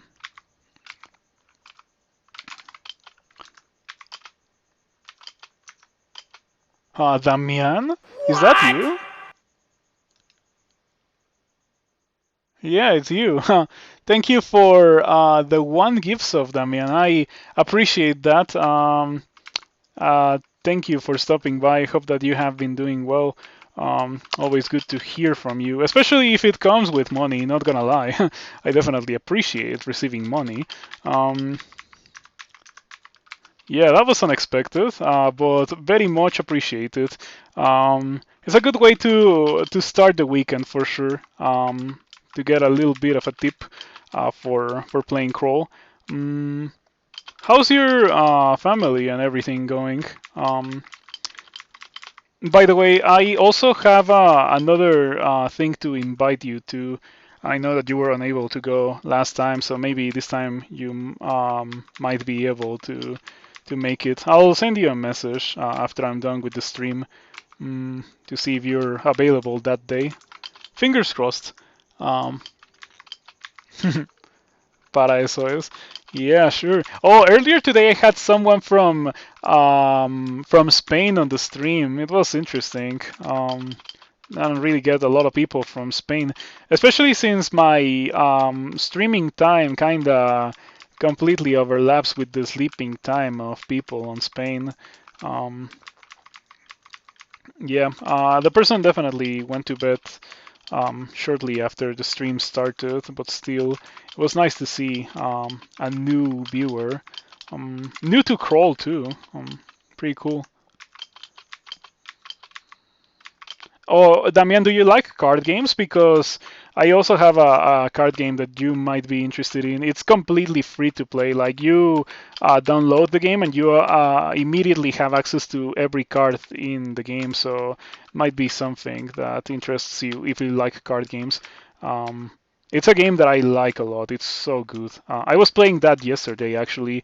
If you are interested in checking it out, you might want to take a look at yesterday's stream to see if it looks like something that might interest you. Wow, this guy summoned some pretty nasty stuff. Bone Servant and Profane Servitor in two uses of its ability to summon things from the abyss. How about no? How about I bail on this? This is kind of spooky. Yeah, I can always just teleport away, especially if I'm at full HP when Leoglotl starts spamming summons. Mm, should be able to win. I don't really see myself losing this one. Mm, you kill Leoglotl. There we go. Told you a lot. Gacha games? Don't try gacha games. Come on, that's evil. Well, or I guess you do your thing, but you know what I think about them. Um, I guess what I should really be saying is that as long as you draw enjoyment from them, it's okay. I'm kind of projecting a bit there. Um, sorry for that. mm. But for the record, I do think that gacha games are pretty evil. They exploit they exploit some primal desires in the human psyche for financial game, which I think is a very good definition of evil. But that's just my opinion. As long as you enjoy them responsibly, you do your thing. And by you, I of course mean you people from the internet in general. So, Damian, I see that you're kind of understanding what I'm saying rather well. Is your wife translating for you, or are you starting to finally pick up some English? Um, regardless of what it is, I assume that you're watching with your wife, in which case, hello. Um, thank you for stopping by, I suppose. Is that Earth Magic 27 title already? It is not. The Earth Magic 27 title is Petro Digitator. This is Presti Digitator, which is an evocations title because I got a lot of evocations to begin the game with, and I am a Gnoll. So no. What is remarkable about this character, however, is the fact that I have a ton of really, really good stuff already. As you can see, these resistances look beautiful. I have a lot of armor class. I have a decent damage output. Given enough time in the game, I will have statue form or dragon form plus manifold assault. When I get to that point, I will just be able to cast that with no real issue. I also have Arc Jolt, which is kind of looking like something that I want right now. I wonder how much spell power I have on it. Um, I am right, yeah. I would like to believe that I am right in that regard regarding gacha games. Mm, that's why I don't engage on them or endorse them. I got another scroll of acquirement at some point. I think at this point I found the same amount of acquirement as I found blinking. That's crazy. Um, oh, something that I've also noticed in recent times is that I have not gotten that many scrolls of teleport. I feel like I constantly get into situations where I am somewhat lacking on scrolls of teleport, which is of course very worrisome. Um, Okay, that's a pretty bad teleport, not gonna lie. Pretty abysmal teleport, very far away from the stairs too. I could use immolation. Let's see how that goes. Yeah, I assumed that some things were gonna immediately start exploding because they were pretty hurt, and the poison proc just placed a cloud of fire on top of them. Two Emperor Scorpions. One is almost dead. Oh, it's a Kulisivora and an Emperor Scorpion actually. Mm, ouch. Okay. Big damage, but there's not a lot of monsters close to me. A lot of those guys are pretty hurt. I think that the explosions from the Scroll of Immolation are gonna get rid of them before I have a chance to be a victim of my own decisions. The usual crawl thing is being in the receiving end of the consequences of your own actions. Definitely don't want to be part of the statistics this time. Alrighty, pretty good. 2.56 regen per turn. That's so much regen. I heal to full HP in the blink of an eye. Jiyva is just Jiyva characters, dude. Especially like if you have a Jiyva character and you already have a good foundation, so you don't really need a lot of items from the floor. Like it just is insanely powerful. Jiyva is great. Let me get Dark Jolt. Perhaps I should also think about getting Silence, Lightning Bolt, LRD. LRD for sure. That is an important spell for Bolt's purposes. Yeah, I struggled a bit to remember how that thing was called. Gonna use invisibility here for the jelly, or not for the jelly, for the ghost moth. I have stealth too, so it actually has a very, very hard time finding me. Normally, when you use invisibility without stealth, monsters immediately know where you are, even though you're invisible. You're in an octopus transmitter of Jiyva from a D1 Fatal Altar recently. Got so starved for rings. Ooh, that sounds rough. Specifically with an octopod, because I've also had D1 Jiyva runs, and they have been powerful. But I was a Formicid the time that I got D1 Jiyva. Yeah, that run was great. I would love to do something like that in the near future. This time we got Ignis from Fatal Altar. I saw that the Fatal Altar offered me Ignis, and I decided to go for it. And then I went Jiyva eventually, and yeah, it's been doing pretty well. Been going pretty well so far. We're about to get our first rune with this character.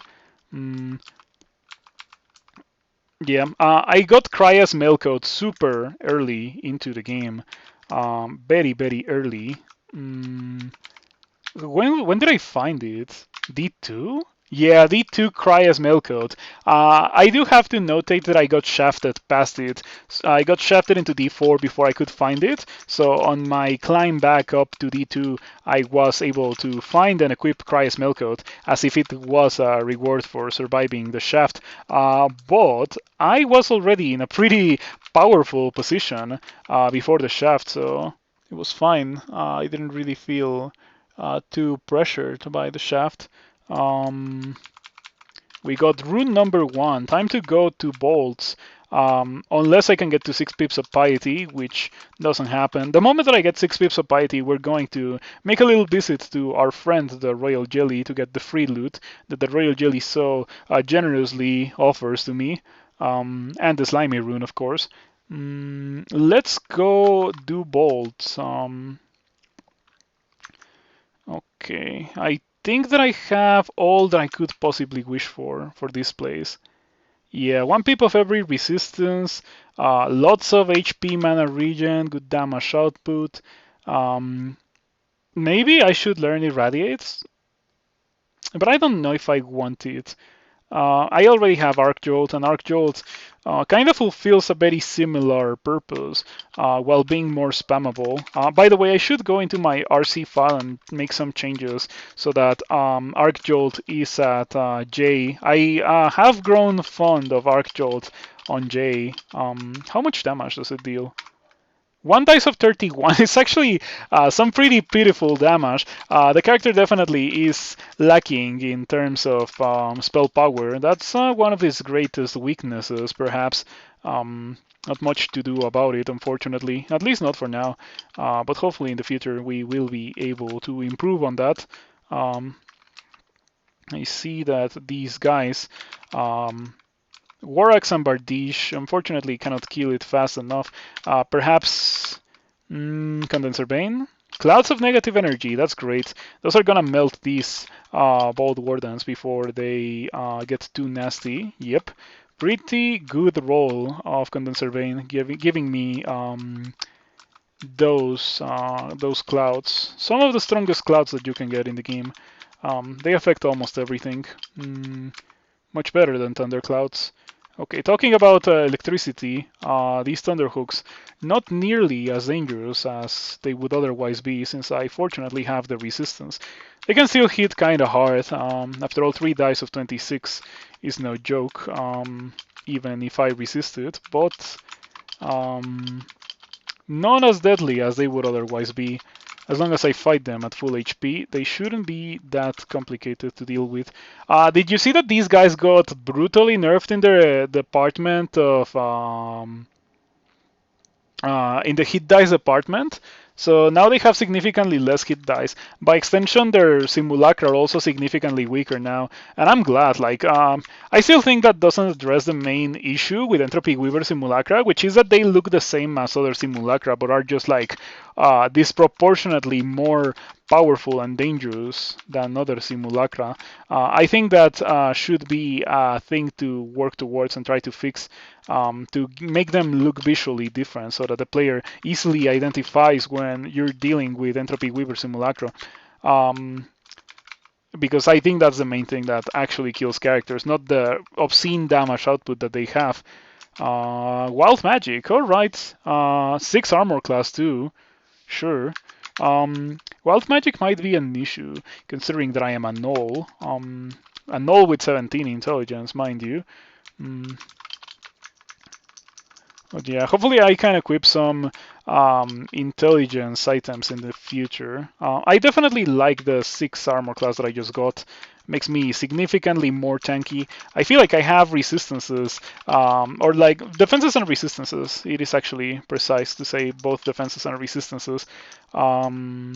Belonging to a character, or like those defenses and resistances that would belong to a character in the end game. Like I'm already not liking anything. It is truly a breath of fresh air to be in such a position. I love it. This is kind of dangerous of a situation.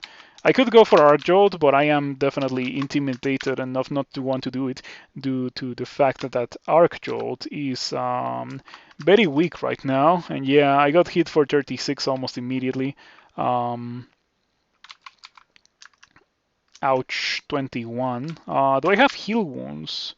No, unfortunately, I have not gotten a lot of those consumables. Perhaps it is the correct thing to do to go find my loot in Slime 5, now that Jiyva opened that for me. So I'm gonna get my second rune from there, and hopefully some juicy artifacts. It would be great to get something that gives me 10 intelligence or so. Everything here will be peaceful because I am a worshipper of Jiyva. Jiyva is the lord of this place, so everyone is just my pal. And there we go. Final level of the Pits of Slime. Everyone ate everything except for the artifacts and the rune already, which is a shame. Not much to do about it. I don't care about those. That's pretty respectable, but I don't know if I care too much about those resistances. This is pretty okay, pretty respectable for sure. It gives more intelligence than the item that I'm currently using.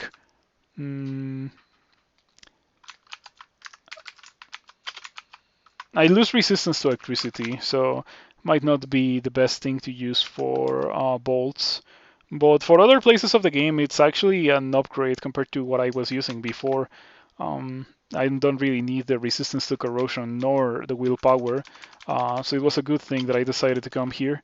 Wow, that's not very good, on the other hand.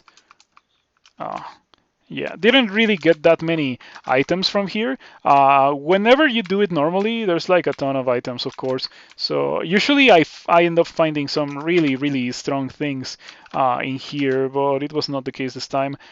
Anyway, I want to see how the 7 intelligence helps my Arc Jolt. It does improve it a teeny tiny bit. Now it's 1 dice of 41. It being a spectral weapon is not a bad thing at all. It's actually pretty good. Perhaps I shouldn't be doing this. This place is also ripe with electricity damage.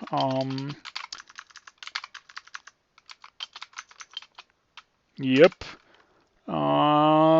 Shard of Ice, and the Bolt of Lightning hits you, of course. Of course it does hit me.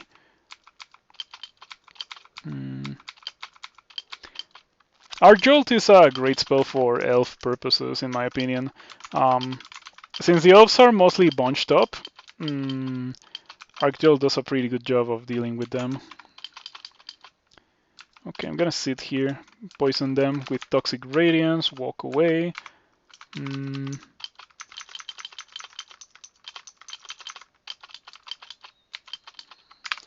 Okay. The Morningstar is doing a pretty good job of killing things, not gonna lie. I didn't even notice that it had Spectral brand, but it is a pretty good brand at this stage of the game. The more the game progresses, however, the weaker it is going to get until the point where I will most definitely not want to use it as a melee weapon. But for now, it fulfills that role quite well, I have to say. No complaints. Ouch. That's a bit of an issue. Do I have silence? I think that scroll might be silence. What else could it be? Summoning? Enchant weapon and silence. Okay. I don't even have a weapon to enchant, so yeah, not much to do about it. Hopefully this Quicksilver Ooze engulfs the Annihilator. And yeah, that's what happens when you run around Elf without having resistance to electricity. Eventually an Annihilator will take advantage of that. 3 dice of 20. Did I get multi-sapped? I did. Okay, that explains the 70 damage. Because otherwise it would be impossible for me to get hit for 70 there. Anyway, the Quicksilver Ooze got rid of the Annihilator very easily. They tend to do that. They make it impossible for monsters to cast. Yeah, that's not good. Oof. You killed the Deep of Demonologist, lucky me. It was kind of interesting that the Fiend decided to go for Torment. I'm not gonna be getting to that scroll of Identify. Oh, maybe. Alrighty. It was Enchant Weapon, so it was a good thing that I didn't read it in that situation. Not only would I have wasted it, but also the wasted turn may have hurt significantly more than wasting my only scroll of Enchant Weapon. Um, Okay, I have LRD. The time has come to use LRD, definitely. Mm, it's a pretty strong spell in situations like this one. It's also going to be useful for later in Elf, specifically for the Bolt in Elf 3. We can probably leave that on the floor. I don't think I'll need that source of fire resistance. But do I have more fire resistance? I only have the one right now. I guess I could deal with only having the one since the rest of my stuff, my resistances are so good already. Mm.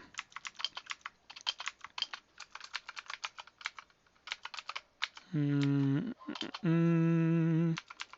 Okay, I see a sorcerer. Better play it safe around that one. Pretty scary, dude. Want to shout and loot it around the corner because if it's close to me, I can kill it relatively quickly with either hitting it with my Morning Star or casting Stone Arrow at it. But I really, really don't want to give it enough time to cast its Damnation or to try to banish me. Banishment would actually not be very effective against me, fortunately.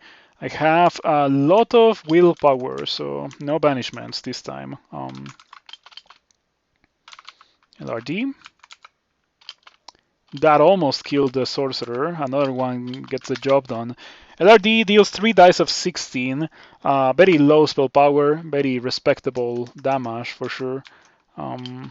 Let me step away from here. Oh, it's summoned the Hell Sentinel. That's pretty spooky.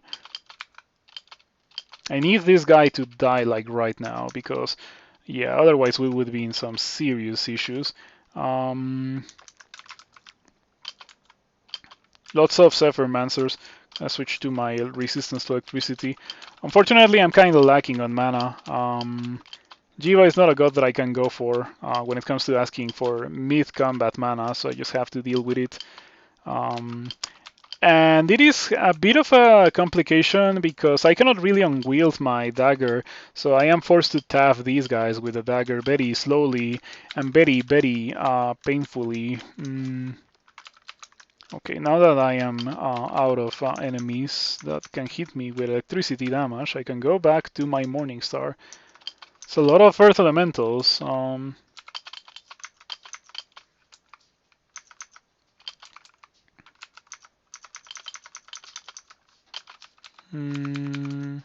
The Tome of Clay, but it has only spells that I already have, so we're gonna leave that behind. Dragon form, we're kinda getting there. 91% chance to miscast.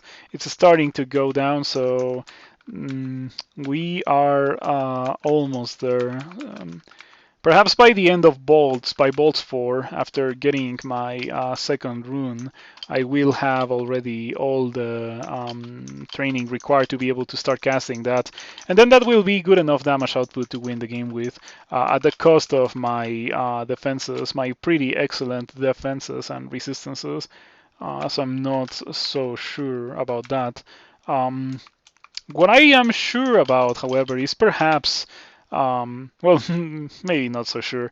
Equipping this, taking the -2, losing the infusion effect from the globes, and gaining 3 pips of resistance to fire. Now I don't have to worry about getting hit for fire damage pretty much for the rest of the game. Let's see what we got here. I have 2 acquirements. Let's read it. I think that I kinda do want to acquire that hand crossbow. Like the idea of the hand crossbow is quite appealing to me. I'll get it. I'll get it. We can probably drop this and switch with the hand crossbow, which is on the floor. Alright. Yeah, it nukes my intelligence, so while I have it on, I cannot really cast anything. Cloak of Poison Resistance is an interesting item. Um, is it really enough of an item for me to want to grab it? No, no, it's not. It's for practical purposes the same as what I currently have, since my item that provides me with poison resistance is good enough for me not to want to take it off. Um, but I also don't want to leave this scroll of identify on the floor. I guess I'm grabbing the money. From there, the money is the better choice. Hmm. My attack speed on this is kinda slow. How much for min delay? 18. It got very brutally nerfed. I think that it made sense that it got nerfed because it was just better Arbalest, being one-handed and dealing, or like reaching min delay faster than the Arbalest for some reason. But it got a bit too over-nerfed, perhaps. Maybe just make it a bit less damaging instead of making it the same speed as the Arbalest and less damaging for the cost of being one-handed. Ouch.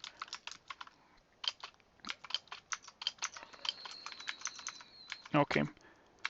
That was interesting. So far, the fights in Elf have not been trivial at all, which is kind of worrisome. You kind of do want them to be trivial, because the high-level Elves are the ones that are supposed to be scary. But it's not been going like that. Most definitely not. Ouch. Iron shot. Jelly pops out. The Quicksilver should get rid of that guy. Should hopefully get rid of literally everything. It's a really powerful thing. Yeah, it's gonna start asphyxiating soon. And once it starts to be asphyxiated by the jelly, it's game over. Oh, it didn't.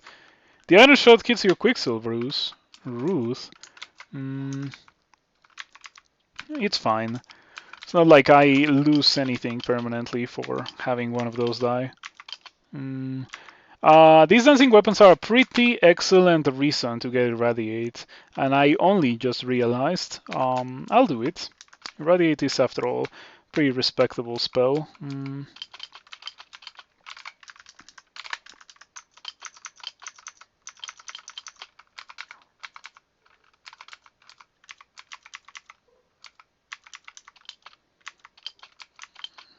Asterion. What do you have today, Asterion? +5 strength kite shield. I might be interested in picking that up and using it myself.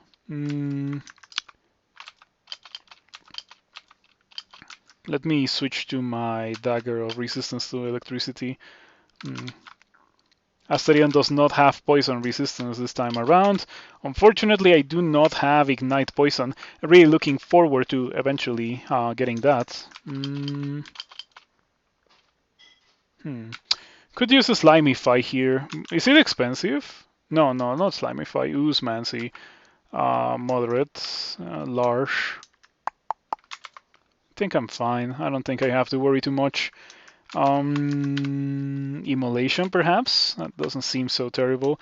Especially keeping in mind that I have 3 pips of fire resistance, so yeah.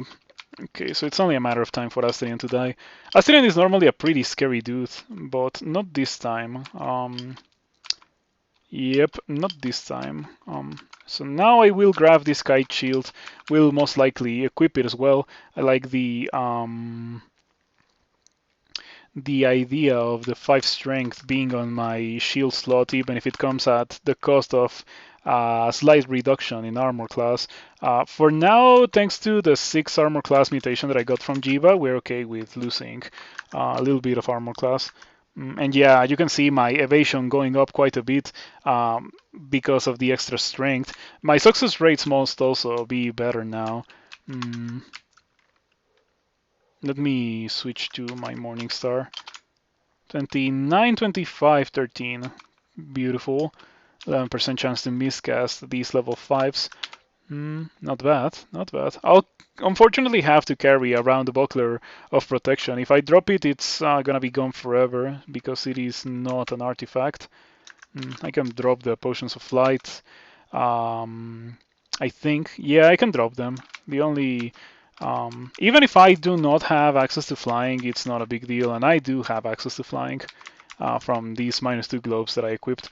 I like those globes a lot. Oh, this looks like Elf 3, but it is not Elf 3, it's only Elf 2.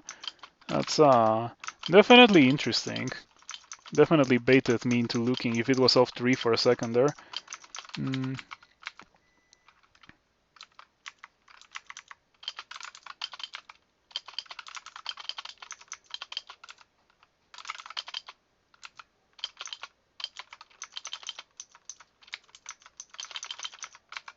Okay.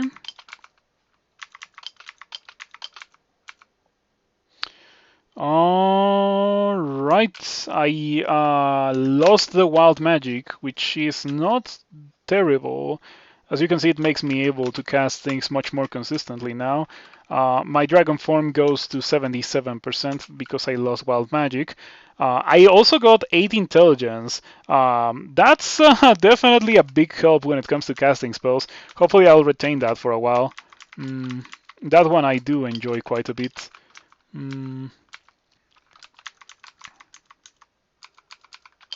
Yeah, that's kind of pretty impactful. I still retain the 2 pips of willpower, that's great. The 6 armor class. Clarity, I guess I prefer to have clarity over not having clarity. I mentioned that because I don't really have a lot of potions of curing. The game has been oddly stingy with potions of curing and heal wounds. That's one thing that I'm not so much of a fan of in this particular seat. Despite all the great things that I got, I wasn't really able to take advantage of the special ability of Cryas Melcoat. Apart from some very specific occasions. I do have to say that in the few occasions where I use Cryas Melcoat, it actually was like a run saver kind of thing, like that good of an effect. Whip of Distortion, Short Sword of Distortion as well. Irradiate? No, LRD. I don't want LRD myself, however, so I'm gonna do it like this. There we go. Those ones are very small dancing weapons, so their robustness scales with the amount of base damage that the weapon has. Like if it's an executioner sax, it's gonna be significantly tankier than a short sword or a whip. That's why I used LRD, because normally LRD wouldn't really work very well versus the dancing weapons that are actually scary. But those ones had distortion, so cannot really disrespect them, just as I cannot disrespect the Annihilator.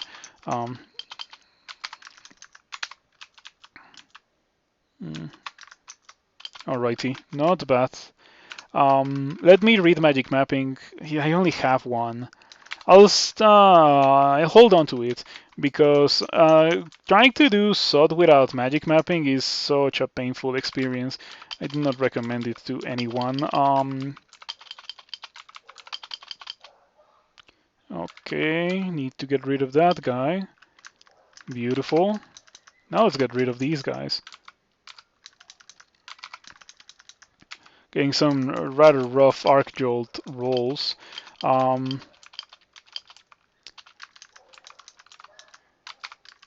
It having only one die of damage makes it extremely inconsistent, but that's kind of the point.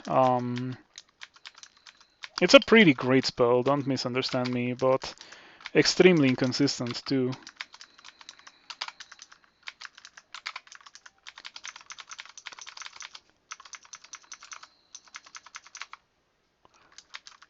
Okay, Irradiates. I am glad that Irradiate is dealing with the dancing weapons so cleanly. Sometimes you get some pretty unlucky rolls with Irradiate versus dancing weapons and end up having to do it twice or thrice to have to kill them, and that kind of sucks. But it's not been the case today. All right, that's where the bolt is. So I will try to delay it a bit. Try to do more of the level, maximize my chances of surviving in the case I need to blink. But it might not be the correct thing to do because the more I delay it, the more time it's gonna take for me, or like the least loot I'm gonna find there. That's a thing. The elves do actively fight the jellies to, not necessarily to protect the loot for me, but you know what I mean. Ouch.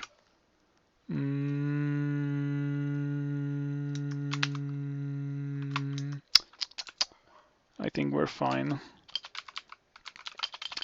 Yeah, we just have to wait a bit. There we go. That made a lot of noise. It's gonna pull a lot of dudes towards me. That's exactly the intended result. Gonna use Potion of Brilliance. I have 5 haste. I'm gonna be stingy with them. I don't think I need it. Gonna use Immolation. That one I can go to 0. Since it's an offensive item instead of a defensive item, I am much more willing to go to 0 of that item. It's not the end of the world if it does end up going to 0 anyway. Huh.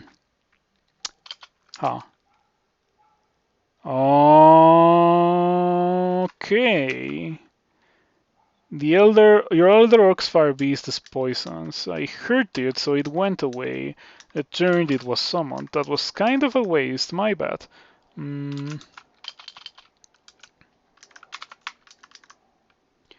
I see a Necosec. That's not very great because it can malmutate me. Jiyva would take care of the malmutations given enough time. That's a great thing about Jiyva. But I still would rather not be in the receiving end of that, especially because trying to remove it on my own might be very difficult.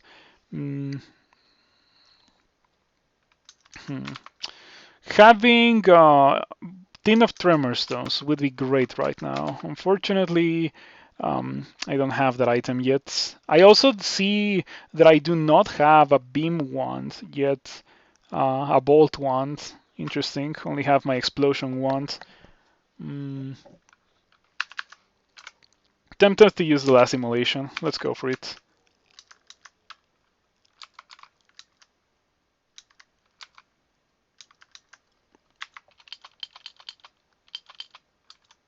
Aha. Chain reaction that kills a lot of dudes. Tempted to drink Attraction. The fight is going extremely well in my favor, so Attraction is not such a terrible thing to do. Pull the monsters into the clouds of fire that I already have. Yeah, this Blade Master is definitely holding on. Ghostly High Priest, okay. Pretty good rolls I've been getting. How much damage am I getting from Brilliance? Because, yeah, 1 dice of 52, it's not that drastic of an increase, but it's kind of noticeable for some reason. You know, that went very well. I'm very glad that I decided to do what I did there, like just take the fight the way that I did. It went beautifully.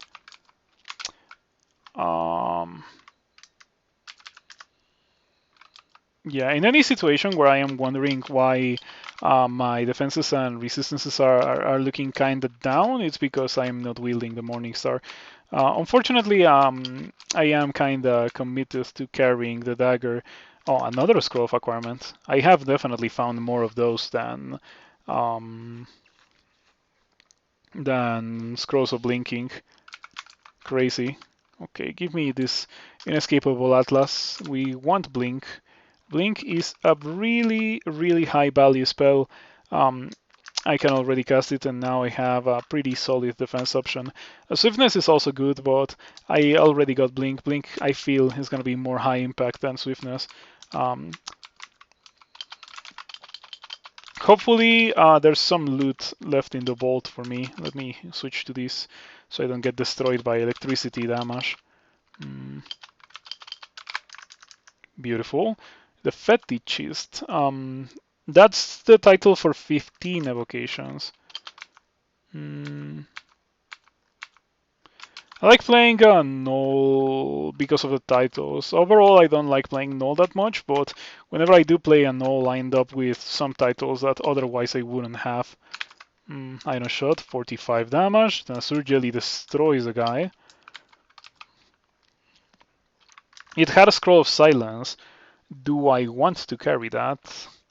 I probably want to drop the buckler. I don't really think that I'll be going back to it and pick up the Scroll of Silence because I have been in situations where I really wish I had one.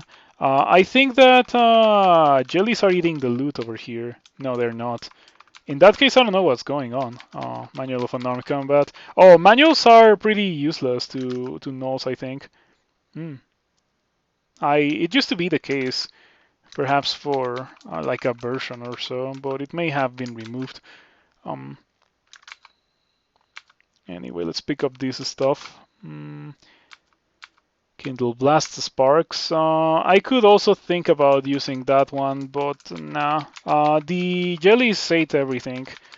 They definitely contribute to keeping the dungeon squeaky clean by eating all of the trash. Mm, Jiyva and Feta should be allied, definitely.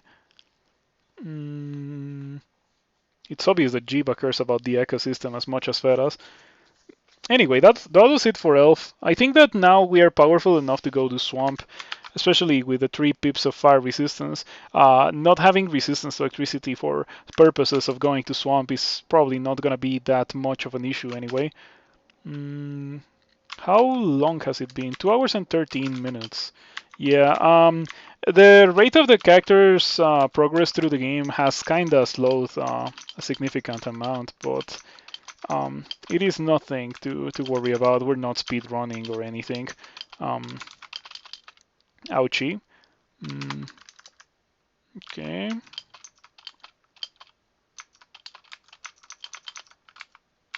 I feel powerful. Like the kind of situation that I just got into would be one that would give some characters a lot of trouble. But this character, it did take some hits, but it was not the end of the world. I think that I kinda want to drop Identify, but I still have one potion left to identify. Let's see what it is. Circle Experience.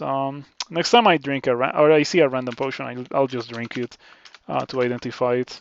If it is experience, it's experience, and if it's Circ, I will actively go out of my way to do it in a safe position, so I don't have to deal with the aftermath of berserking.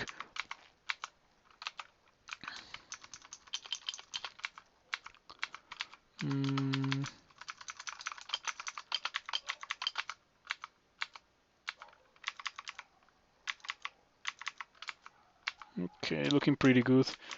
Doing surprisingly well for the purposes of this place. Surprisingly well. Are we done? Okay, we're done. Let's actually go downstairs now. Fight these guys.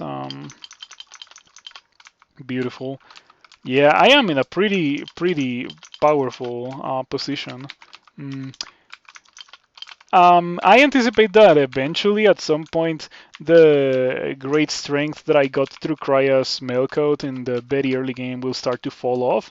But we are not there yet, at the very least, so it doesn't really matter. If it does fall off, is what I'm trying to say. Okay, let's take a look at that. Maybe that's my upgrade. Helmet of Idealism. This is great. Yes, I like that. I will put on this helmet of idealism at the cost of 3. No, it's invisible. It's invisible. It's okay. I must have it from something else. I am wearing almost entirely artifacts. That is that is pretty crazy. Yeah, I don't have See Invisible from anything else. At least not for now. Perhaps Jiyva will give me a mutation that gives me See Invisible. That would be nice. I lost a little bit of willpower, but I gained 3 pips of you feel less encumbered by your armor. So now my armor is practically non-existent and everything is at 1% chance to miscast.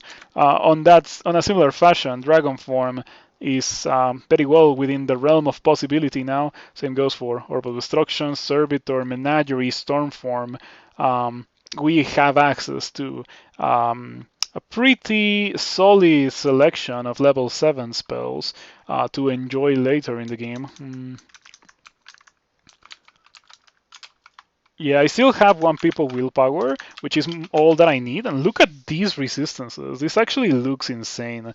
3 pips of fire code and resistance to negative. And if I switch my weapon for the one that gives me resistance to electricity, we lose 1 pip of cold resistance, which is relatively low impact for 1 pip of resistance to electricity, which most likely will be what I do for the purposes of the late game. You know, the parts of the game where it actually starts to matter whether or not you have resistance to electricity. For now, it's not a big issue to not have it, but later on it will definitely be. It's the kind of resistance that you want to have before a certain point in the game. I would be kind of inconvenienced if I was to lose the last pip of willpower that I got. And Jiyva's mutations are kind of swingy. You will either lose the 1 level that you have on a mutation, or you will get the 3rd level straight away. And since I already had the 3rd level for quite a while, chances are good that the next time that I get mutations from Jiyva, I lose the 1 level of willpower that I have right now. So kind of a shame. Kind of a spooky situation with a mighty Bunyip and a mighty Hydra, but we were able to deal with them. My character is just too powerful. My defenses are now looking like the defenses of an endgame character. 30-27 defenses are really, really good. Well worth it of endgame. Especially remarkable given that I only have 17 dexterity. I wish I had a bit more. But like the game has not been stingy when it comes to high quality loot. It's just that the high quality loot does not come bundled with a lot of extra dexterity. It does have a lot of strength and a lot of intelligence, to be completely fair.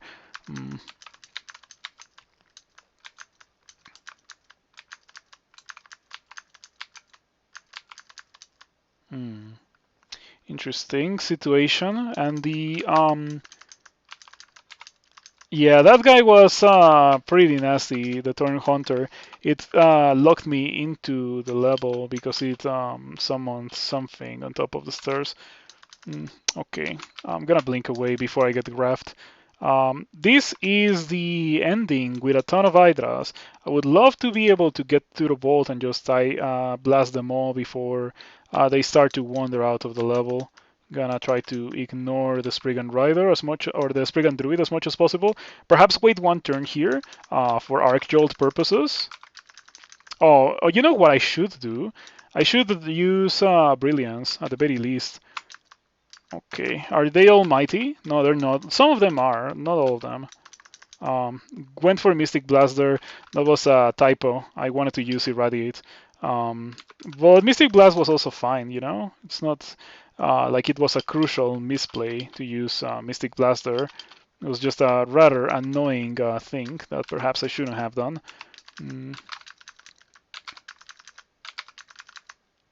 Okay.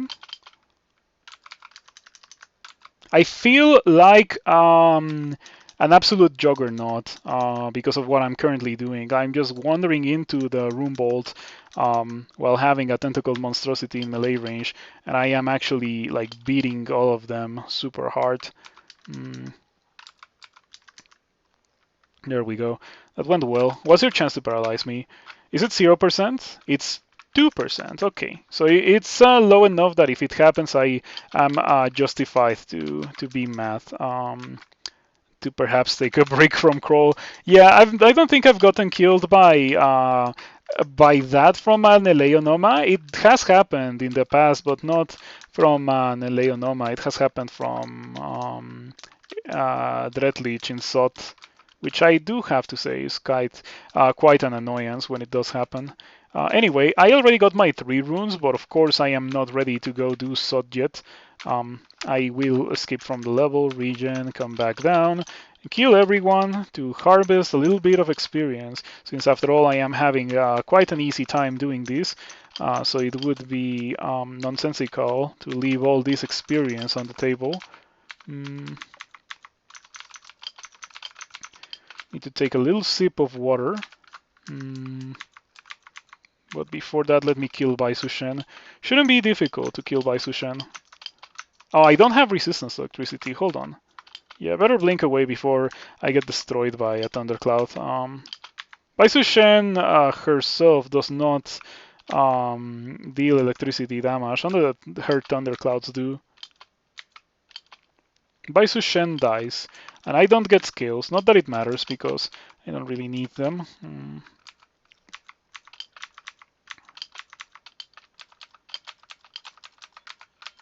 Oh, there were some ones in there that I wanted to pick up because I killed some melee on Noma. But the jellies came in and ate everything. Bit of a shame. I should be grateful that I have 5 scrolls of blinking in my inventory, being a Jiyva worshipper. That is not a very common occurrence. Anyway, I think that I might be ready to do bolts now with significantly better defenses, resistances, spells, and success rates. I will equip this for the purposes of not exploding to electricity damage. Yeah. Oh, by the way, I'm about to lose the evocations title. I'm gonna have the unarmed combat title. Not much to do about it. I could just unwield my stuff and actually hit with unarmed combat, since 15 unarmed combat is very respectable indeed. Okay, for this guy, we do want to use a Morningstar. Morningstar is a pretty great item for dealing with that guy. Convoker. Okay, got pretty close to convoking. That was mildly scary because this character is not like gonna be in a terrible spot if I do have to fight what a convoker summons. But I would prefer not to be in that position because it just increases the chances of something going wrong. Being a Jiyva worshipper, I have low amounts of escape options. I do compensate for, like Jiyva does compensate for that by giving you extremely good mutations, and of course also the mana regen. Arc Jolts, irradiate. Arc Jolts and Irradiate are such a good combination. I feel like they complement each other quite well. In a non-obvious way. You can cast Arc Jolt while you wait for the monsters to position themselves in such a position that you can go for a maximum value Irradiate. Lost a little bit of intelligence, gained a bit of dexterity. I guess Ask and G shall be given. I got 6 dexterity. Okay, that's not terrible. I gained 10 dexterity in the blink of an eye, and that increases my evasion quite a bit. I think it was 24, and now it's 33. That's kind of crazy. And I still have my willpower, which is pretty nice. Also got a ton of stealth because of that 6 dexterity mutation. But the important part from that mutation is the 6 dexterity. By the way, I said something about drinking water, and I didn't do it. Let me go ahead and drink some water now. Perhaps you should also consider doing the same.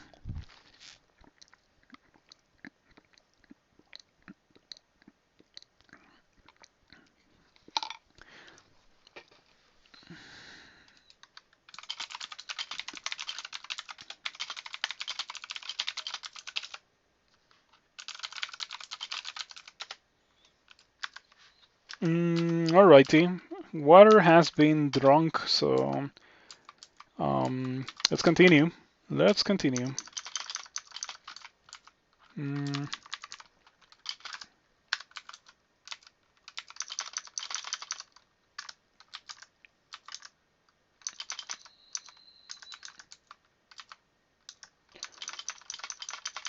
It's a good thing that I don't care about these items, or otherwise I would be rather mad at the jellies eating them all. I want to try using the hand crossbow against these guys. It's some pretty good range damage output, but Yeah, it's just that the nature of being a Gnoll means that you can do everything, and by extension, you might be overwhelmed by the large amount of options that you have access to. Mm, I know it sounds kind of weird coming from a person that really enjoys Rift Wizard exactly for that reason, but it is not something that I am used to, experimenting in Crawl. Mm,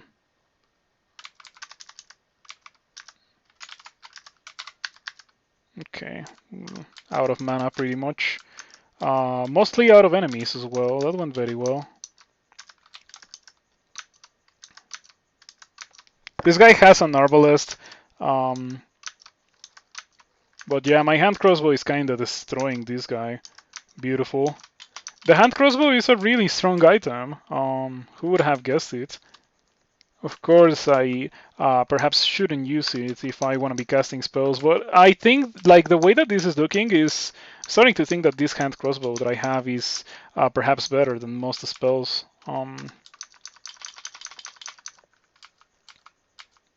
Don't know if it's better than the Morning Star yet, however. At least not for now. The Morning Star excels in this part of the game because it's a bunch of open spaces. Um, so it actually does have a fair amount of utility. But as I mentioned already a couple of times, the more the game progresses, the weaker it's gonna get. By the time I'm in depths, I probably won't want to use the Morning Star for the purposes of dabbing anymore. Mm. I wonder if I should do Bolts 5 with this character. Perhaps I should, because normally I would like to do Slime for some quick and easy experience.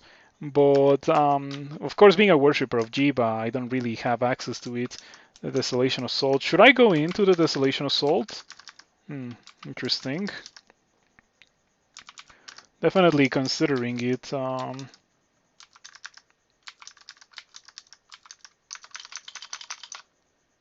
There's an invisible monster next to me. Irradiate, and that got rid of the invisible monster, whatever it was. Probably a wizard or so.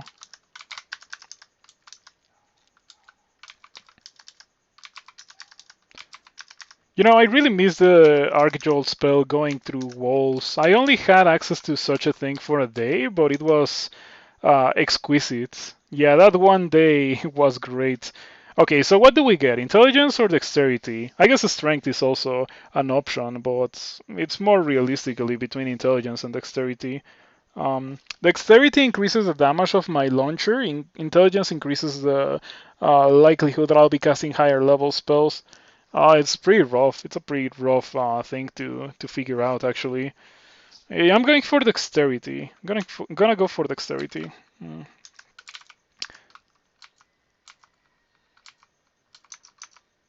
Mm, yeah, I don't know if I should go into the Desolation Assault, by the way. That's why I haven't really actively looked forward to finding the vault. Mm. Salty? Salty? Oh, the Desolation Assault. Yeah, I don't know. I don't think that the situation has been rather bad for this character. It's been going very well, I have to say. Yeah, extremely well, in fact. No complaints about what this character has been doing for the entirety of the game. Mm. Mostly because I did get D2 Cryas mailcode, so I've been running around being a strong crawl character for the entirety of it. Yeah, happy Gnoll, happy Gnoll. That's a pretty good way to describe this character. The entirety of this character has been played on stream today, so if you're interested in taking a look at it, you are definitely free to do so by looking at the stream video on demand, as always. Lost a bit of dexterity. Lost a lot of dexterity, actually. Lost 6 dexterity, sorry. That's kind of rough. Got 3 pips of fire resistance, which really don't do anything. Pseudopods are something that I am very much against. I absolutely despise getting pseudopods since it's not like they don't do anything. They do weird things. It's like an additional attack, but it it's very weak. Can you even inspect the mutation? You can now. Allowing you to slap your foes when launching melee attacks with someone, reducing the amount of protection provided by body armor. This has no effect on protection provided by armor enchantments, nor on the defensive benefits of training the armor skill. Um, yep, don't like them. I don't think that what they provide is good enough to be worth losing half of the base armor class that you have, because that's what you lose. So Christ Melkot gives me 6 armor, so I'm losing 3 armor class because of that mutation. Does it matter? Probably not. I still would have preferred not to get the mutation. Okay, for a second I was kind of worried that I was going into Bolts 5 accidentally. Fortunately, it was not the case. You know what I really would like to get? Resistance to electricity. You got some of that, Jiyva? Because I would really appreciate getting some resistance to electricity. Ooh, that is not good. This is the kind of situation where if you don't immediately teleport, you're gonna end up super dead. What's your chance to destroy me? 5% chance to paralyze. Not bad. Still, better not be in the receiving end of that.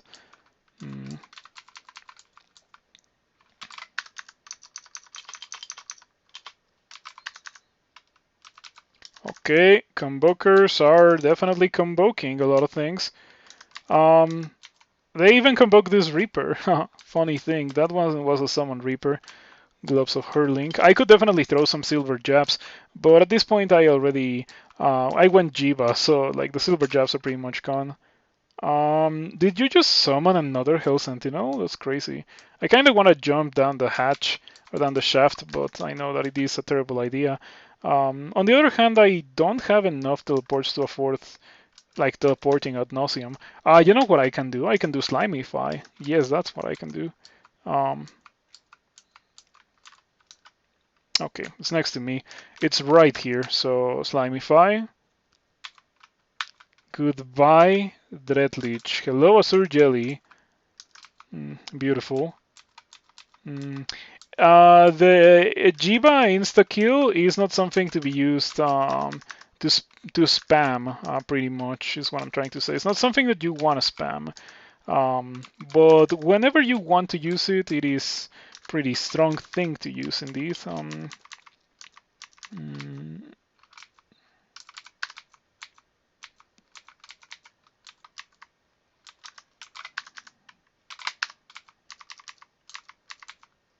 Okay, so far I am very happy with this character. Yeah, this has been a truly excellent character. It's gotten a little bit of everything. It's felt very powerful at all stages of the game, very much unlike your average crawl character. I wish all crawl characters were like this one. But not all of them can be so blessed as to have access to all these resources all the time.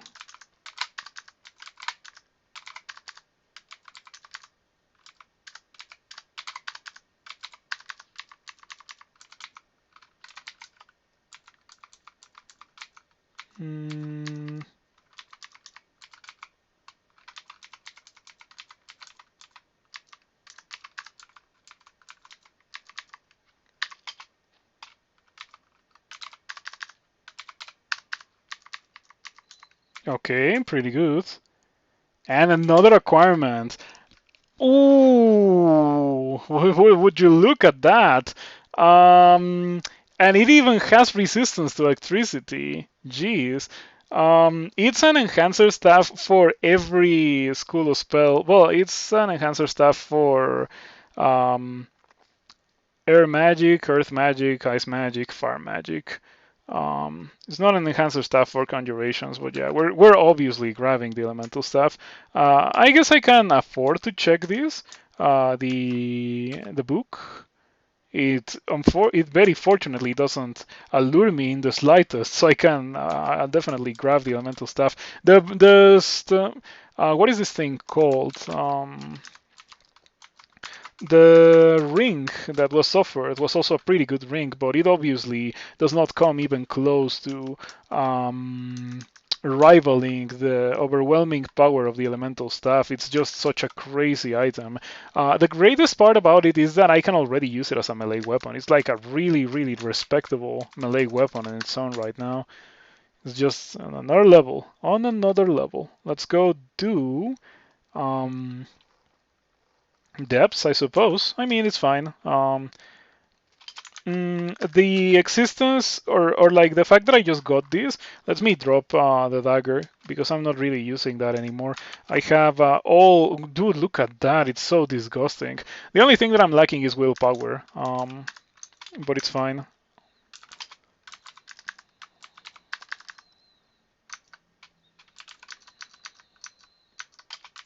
So my plan of attack is gonna be to tab with the hand crossbow until things get close, and then I can tap with the elemental staff or cast Arc Jolt or stuff.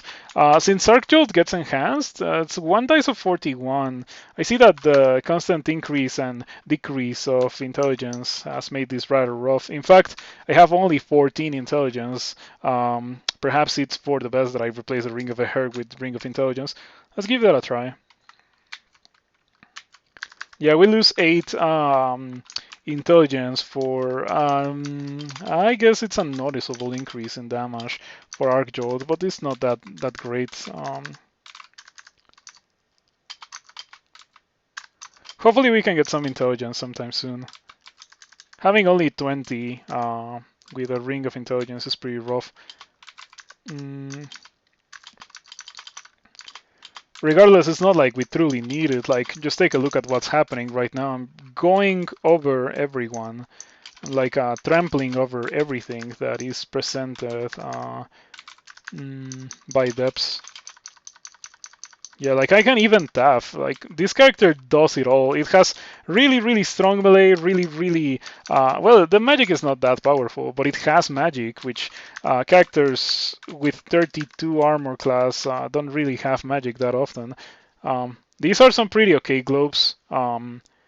Fire 3 pips of fire resistance to corrosion. Unfortunately, and I guess you cannot see it in the stream, but it has -5 dexterity, so that's why I'm not interested in them. Otherwise, they would be an upgrade. Because these have 2 pips of fire resistance, and the other ones have 3 pips of fire resistance and resistance to corrosion. Not that it does a lot, since I'm a Jiyva worshipper, and I don't plan to stop being a Jiyva worshipper. Oof, oof. That's pretty bad. It doesn't matter that much, but it is kind of lame to lose such a high quality item to getting a mutation. I absolutely despise that. Another scroll of acquirement, of course. Scrolls of acquirement are significantly more common than scrolls of blinking. Everyone knows that. Gonna put this on. Gonna drop this. I still have 3 pips of fire resistance thanks to the elemental stuff, so we can definitely afford to replace my previous globes with the current ones that give me a teeny tiny bit of intelligence. 5 intelligence, definitely very useful. No complaints about these globes that we just got. Now my Arc Jolt deals 1 dice of 55. Not bad. You know, I hope that I find a bit of extra blinking scrolls. I have 7, but I can always use more. Oh, by the way, I should probably check if I have Iron Shot. As you can see, my level 6 spells are already perfectly castable, so perhaps it is time to upgrade from Stun Arrow on the Quiver. No Iron Shot on the world at all. Yeah, no Iron Shot is a bit of a shame. Look at that. So many dudes ready to be destroyed by Arc Jolt. It's a great spell. Arc Jolt is, in my opinion, a spell that was very needed in Crawl. You only care about the monsters being close together. You don't really have to mess with your own positioning that much to be able to take advantage of Arc Jolt. It's a pretty good spell. I'm gonna poke the wizard with my elemental staff.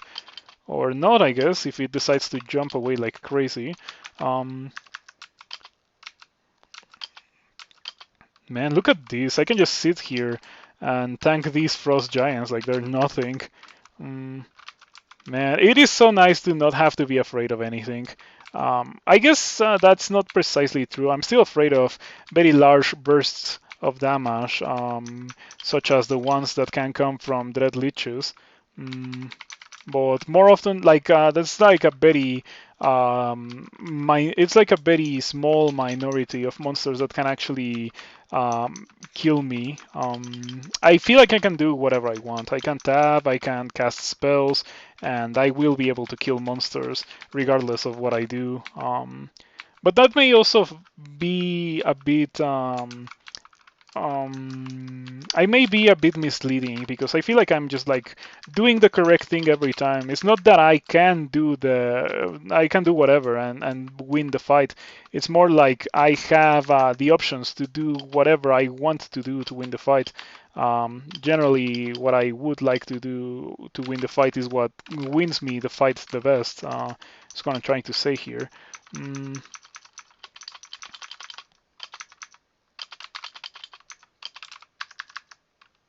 did I get a miscast there? Yes, I did. Fortunately, it wasn't a high severity miscast. Those ones can definitely get quite nasty when it comes to transmutations. Yeah, transmutations miscasts can give you ridiculous amounts of contamination. They're the worst miscasts in the entirety of the game. Mm.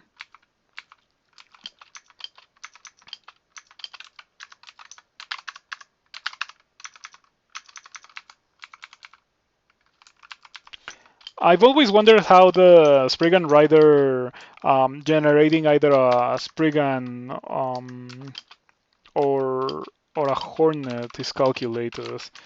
Yeah, I've always found it interesting because it's either one or the other. It's not both. Man, this is a hard bolt with like an open bolt with a lot of dudes, and we just destroyed it like it was nothing. We didn't really get a lot of it, a lot out of doing it, I mean, but it's fine. Seems night and day compared to a Tengu run is because it is. The two sides of the same coin that is Crawl, sometimes you get God tier characters, and this is a God tier character, and sometimes you get characters like the Tengu. Um, so yeah, I would recommend you to go ahead and start a crawl character. If you get lucky, if you've been a good boy or girl, or whatever, you have a good chance of it going well for you. Archmagi, I'm not gonna use that.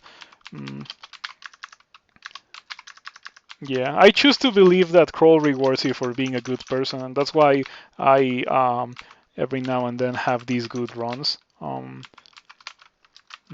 Not very related to crawl, but like part of my life philosophy entails just being a good person and telling people to pay it forward and that kind of thing. But sometimes that whole being a good person kind of thing does end up coming back to me in the form of people helping me, people that I've helped in the past helping me in the future.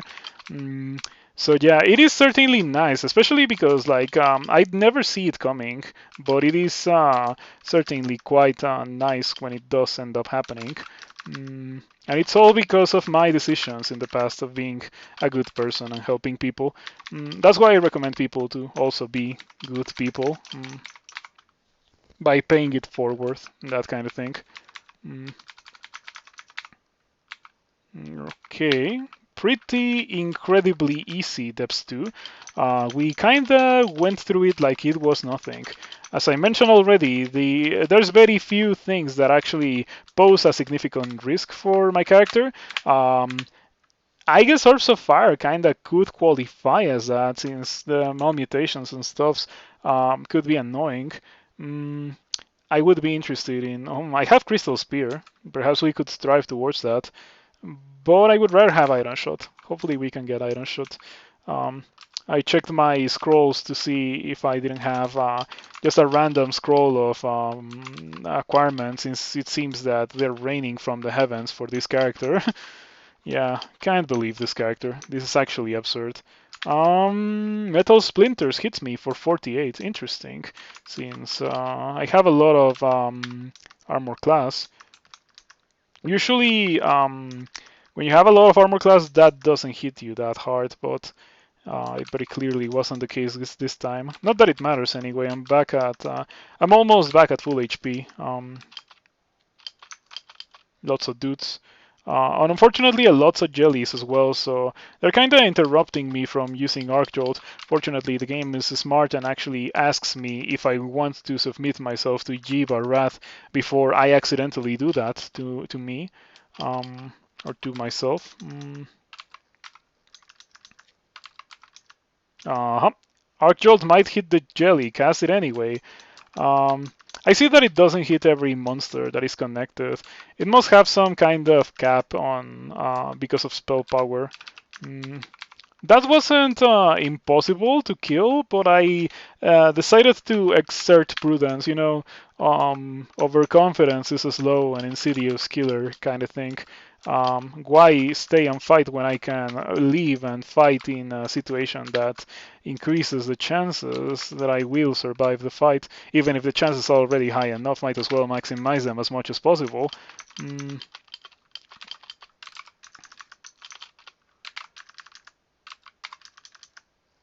Oh, by the way, I don't know if anyone here was on the stream yesterday, but I played Infinity Wars. You might want to check that out if you like trading card games. It wasn't a sponsored stream or anything, I just enjoy the game a lot. It will become a fixture of the stream, I think, because I really enjoyed streaming the game. Not in small measure, because the Infinity Wars community was on the stream and we were having a good old time. Alrighty. Did the Juggernaut completely miss me twice? Okay, not bad. Gonna go ahead and curare the Juggernaut. Haven't really needed to use consumables, but it's for the best to play it safe. There we go. Mm.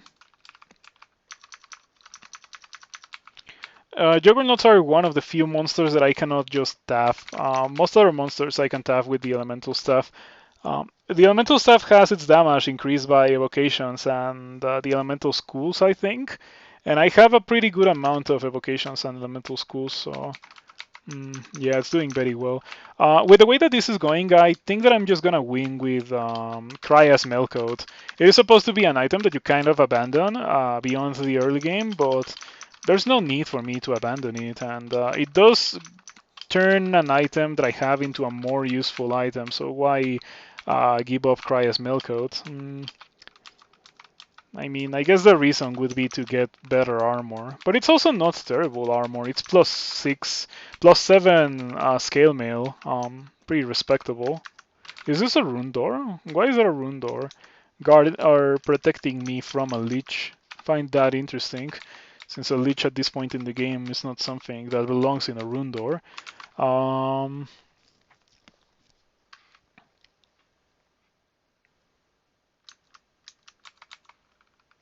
Ring of Wizardry, we can leave that on the floor. We don't really need that.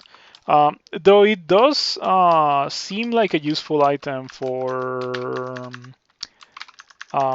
gnolls, I have to say, since gnolls are gonna struggle with success rates due to the whole gimmick of training everything at once. You cannot just focus on trying to get really high level spells going immediately.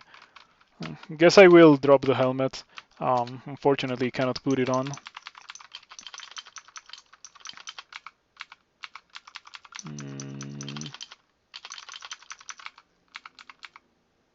Perhaps I should also drop the Ring of the Hair.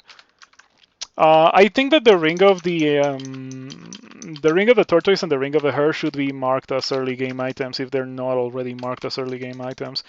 I feel like even though it is obviously a pretty good thing to have 8 armor class or 8 evasion, it's still kinda not as powerful as at this point in the game as it would be earlier. Is what I'm trying to say. Gonna lose the kite shield. I'm okay with that. Gonna equip this buckler. Yeah, we lose to strength. 3 strength. We lose 3 strength. We gain a source of regen, and we lose a bit of shield. But who cares about a bit of shield? Mm. And it also helps me cast things slightly better. Um, Statue form. Level 6s are already at 1% chance to miscast. I have access to Orb of Destruction. I should probably learn Malian Gateway actually. Not gonna be using it that much, but I will absolutely be casting it versus Orbs of Fire since it's such a strong spell versus them. Still looking forward to eventually finding Iron Shot for the obvious purpose of spamming it unstoppably versus Orbs of Fire. And other things in SOT. I don't think I'm getting to Iron Shot. And there we go. Shimmering Granite Ring. Let's see what this has for me.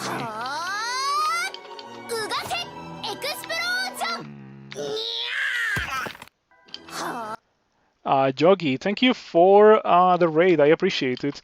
Hello everyone from Joggy's stream. I am Nine Settler, and currently I am playing Dungeon Crawl Stone Soup, as you can see. I'm in the late game with a Gnoll.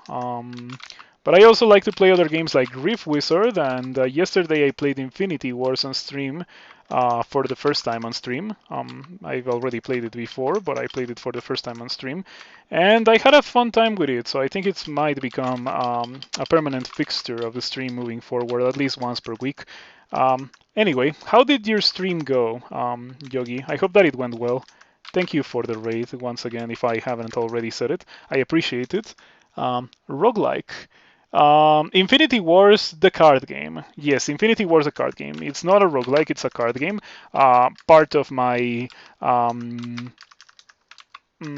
likings in video games include card games. I like card games, and I like roguelikes, and I like Metroidvanias, but I don't play Metroidvanias on stream. I feel like it's either like there's not a lot of value in watching someone replay a Metroidvania that they've already won, and I don't really like to play games blind on stream, so I don't play Metroidvanias on stream.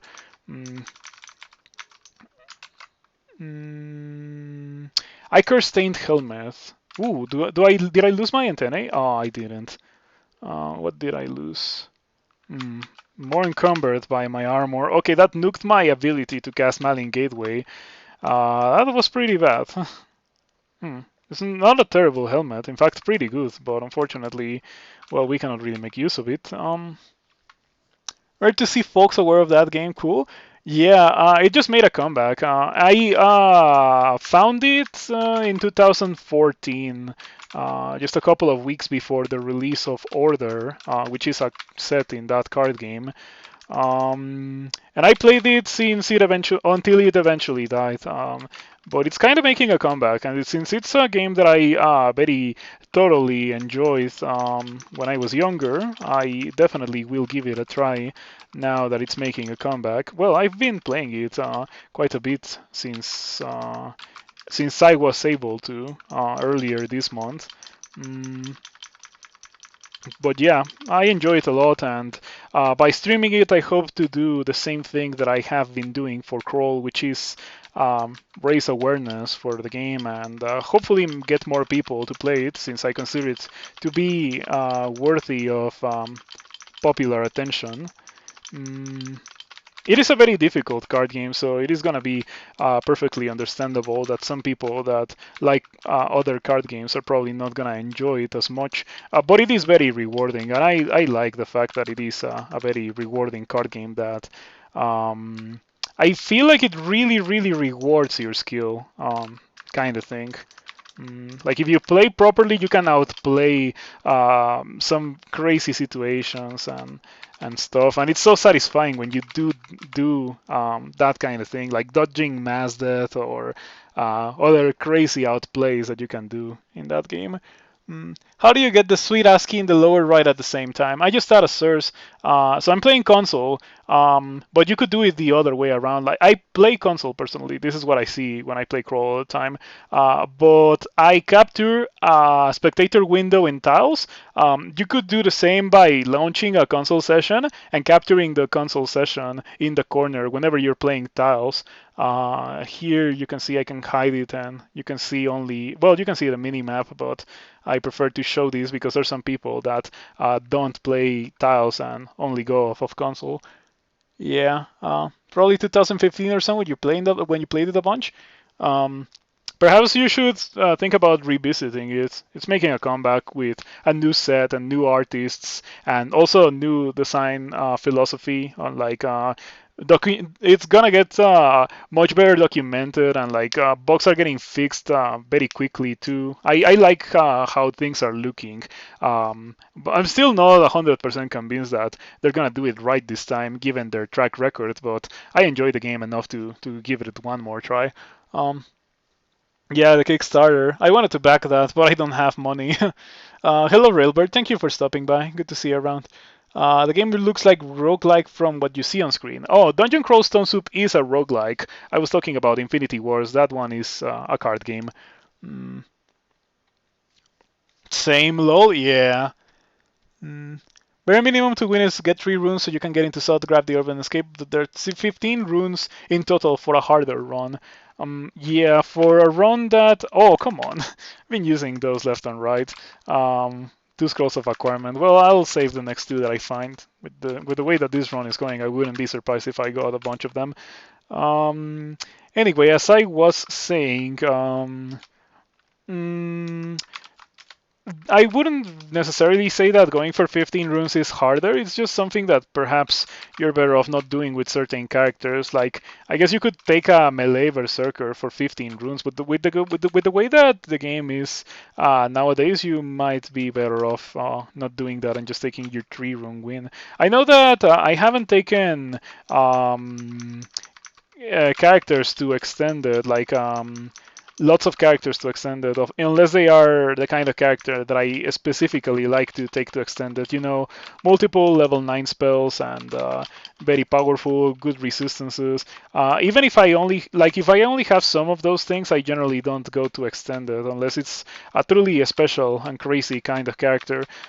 In general, I treat extended as a way to get more enjoyment out of the character if it's like a special enough character. For example, during the tournament, I had a demon spawn with 100% spell power on level 9 spells before picking up the orb. So like after SOT 5, but before picking up the orb, I had already 100% spell power on level 9 spells. So I just went for doing the entirety of extended, and I am very pleased to say that it was a walk in the park.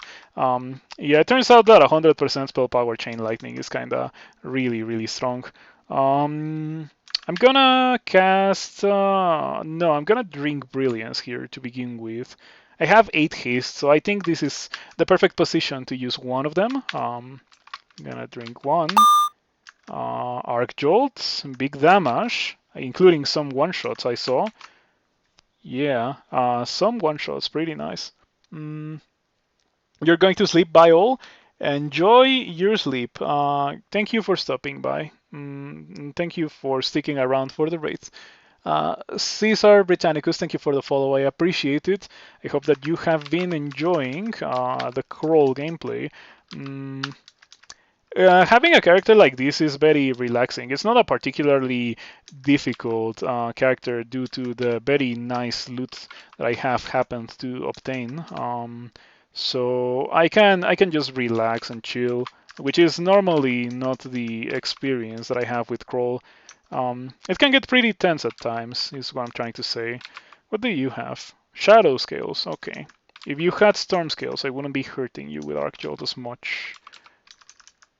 Bold Warden, yeah, it locked me in, but the character is so insane that I didn't really worry. I still decide to read a teleport for the purpose of repositioning, fighting in a better spot. Okay, Sojobo, Queen of the Tengu. Ooh, ouch. The 1-turn paralysis kind of hurt. Or it would have if I had gotten hit by bolts in the same turn. Fortunately, it didn't happen. These guys have resistance to electricity, right? No, they don't. Okay, that's nice. Good thing to be aware of. Your last two games were 5 rune games. You won your first 5 rune games 0.29 and went for 15 runes and killed up your experience level 27. Human Fire Elemental Sifmuna 5 runes. Um, do you have to specify the character? Like, it's like seeing Railbird is like, oh, it's a human fire elementalist of Sifmuna. Like, I would be very surprised to see you arrive on the stream one day and say something along the lines of, "Hey, I played a deep elf." Yeah, I would suspect that your account had been hacked or something, with how emblematic it is for you to play only human fire elementalists of Sifmuna. Mm. Oh, this shapeshifter. Yeah, I like that shapeshifters are friendly to you. Well, not friendly, but like fellow slimes, so they don't try to kill you. And they also don't seem to eat items. Unfortunately, that one got caught in the crossfire. Um, but it's fine. Ooh, I got another scroll of blinking. That's nice. I think that we have gotten the same amount of scrolls of blinking and scrolls of acquirement. This is obviously gonna go to YouTube, so if you're watching it on YouTube and you have been keeping track of how many scrolls of acquirement I've gotten, please be sure to leave it in the comments because I for sure lost track. Um, but I am rather curious about how many scrolls of acquirement versus scrolls of blinking I've gotten. Regardless, I've not used a single scroll of blinking with this character. It's just that powerful. Before I got Scrolls of Blinking identified, there were some situations where I kinda did want to use Scrolls of Blinking, but I didn't have them. Fortunately, it was fine. That's a crazy strong Force Lance. It pushed me all the way over here. Huh. Pretty bad. You soiled your online record when you accidentally fat-fingered a human necromancer and quit the game, so your record shows one game of human necromancer, with the rest being human fire elementalist. Oh, that's a shame. When did that happen? Time to make a new account, of course. Have you considered the idea of making a new account and see how high you can get your win streak before you lose it? Just like for science purposes, now that you're pretty decent at your human fire elementalists of Sifmuna, you could even try like winning and then or winning with 3 runes, then 4, then 5, and see if you can get all the way up to 15. Sounds like the kind of thing that Railbird might like to do. Unfortunately, I don't have Malin Gateway because I lost the encumbrance rating mutation. I also lost intelligence and I lost a bunch of stuff. Also, I have this. I have level 3 of wild magic. That is certainly adding quite a bit of difficulty when it comes to spellcasting. Regardless, I don't want to get hit by another one of those force lances into metal because that's gonna get me killed. So just have to walk away for a bit. Since I have Jiyva, I have really, really ridiculous amounts of regen. 3.62 regen per turn. Also almost 1 mana per turn, which is also pretty crazy. Turns out that I don't really have a good spell for this situation. Like, I guess I have Stone Arrow, but Stone Arrow is definitely not gonna get the job done. Let's drink a Heal Wounds. In case you're wondering why it healed me so much, I have Cry as Mailcoat, and the game has been pretty stingy with its potions of Heal Wounds as well. I've only been able to use Cry as Mailcoat for its extra healing ability a couple of times. Regardless, it's a pretty good item, or it was a pretty good item when I got it on D2. It's definitely carried me to this point in the game. Ouch, okay. Good thing that I'm at full HP, because those guys can definitely get out of control.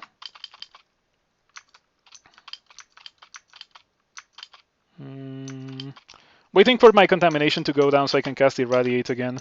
I cannot believe that for a while I considered not to get Irradiate. Like, Irradiate is definitely a Gnoll spell. It's such a strong spell for a character that is almost always gonna be a hybrid and by extension have monsters next to it.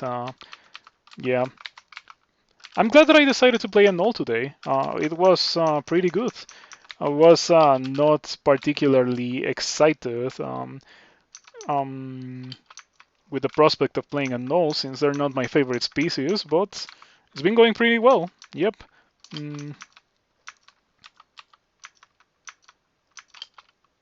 Mm.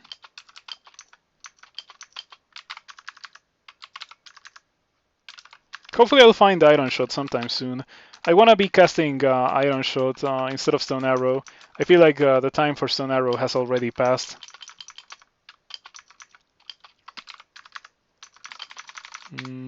I don't need to do this, by the way. Since I'm a Jiyva worshipper, I already got my third rune off of Slime.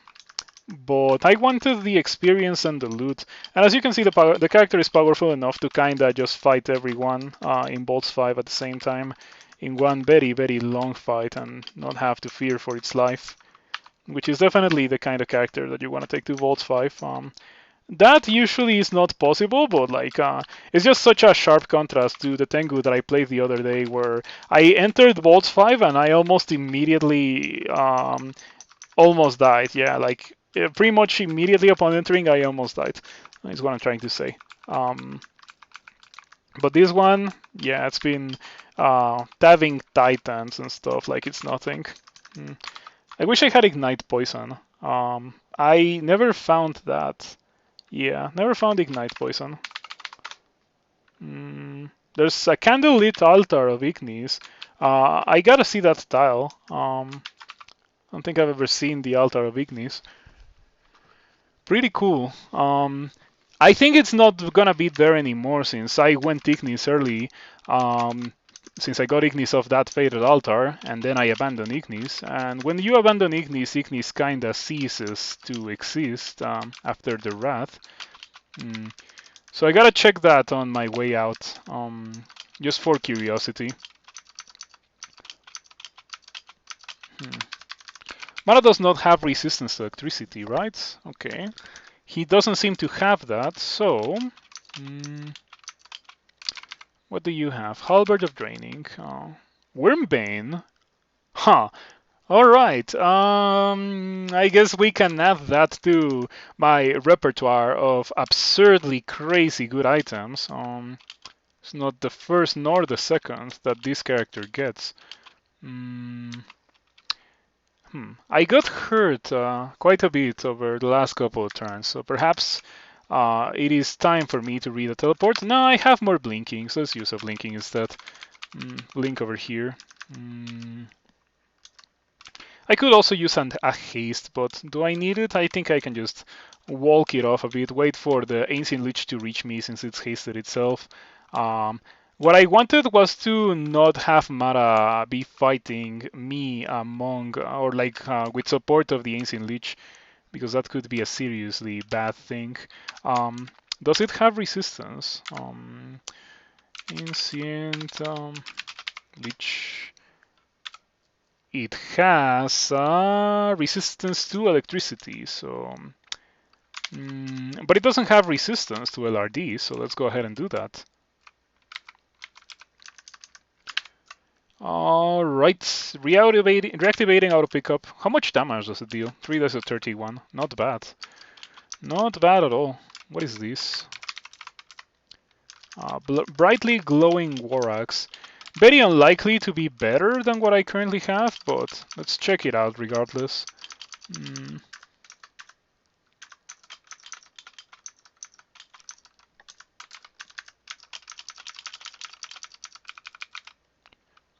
It's pretty good. It's not for me, but it's pretty good for sure. Definitely, there's some characters out there that would be very happy to use such an item. Alright, lots of items here in the floor. Waiting for a jelly to come and clean all the trash in the floor of Bolts 5. Gloves of Infusion again. Fire skills. Nope. Lightning Rod finally. Boots of Rampaging. I have boots, normal boots. Let's replace them with these. Boots of Flying. Okay.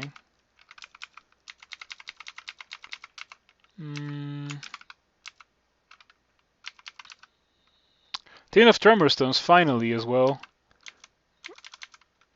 Very glad to finally have found this item. I think we can surely drop these Globes of Infusion. We're not using that anymore. Same goes for dropping the enchant weapons. Yeah, we can drop those. And the brand weapons. And there was something else that I wanted to drop. I have not found potions of Berserk, which I find rather surprising. Normally, that's the kind of thing that you would get rather early. Or at least I find myself finding potions of Berserk um, in the early game with weird consistency, since they're a rare item. But anyway, we're almost at min delay for the hand crossbow. That's gonna be nice. I wonder how messed up it is for slightly slows your attacks with this weapon. That means that it is okay to use this. It's not that much of an issue. Not bad, not bad at all. Manual of Access. We've been getting a lot of manuals as well. Manual of Unarmed Combat, Ice Magic, Access, Mara, okay. Mara Shimmers. What do you do? Oh, you have Malin Gateway. That's pretty mean. Also, 3 dice of 33 is an arrow. That's cheating. Mine doesn't deal 3 dice of 33, it deals 3 dice of 13. Also, my LRD is weaker than my illusions. It's crazy. It's crazy how it just summons you, but more powerful. I find that to be pretty interesting indeed. I'm gonna position myself in such a way that I hit all of them, all of the illusions with Arc Jolt, which is a new spell, by the way, in case you have not played with it yet. It's a spell that pretty much hits everything that's next to you, or next to a monster that is next to you, or next to a monster, next to a monster that takes damage from the effect of Arc Jolt. It's pretty cool. I'll pick up Wormbane. I'm probably not gonna use it, but it could be interesting to wield in SOT. Since, after all, I do have the ability to equip it. There's one weakness that comes with it, and that is that I lose all my resistance to electricity, which is not ideal. By the way, do I still have 1 pip of willpower? Yeah, that's been surprising me quite a bit how long I've had that. Finally, we find the rune after my rampage in Bolts 5. And yeah, it's time to leave and go win the game. Go do SOTs.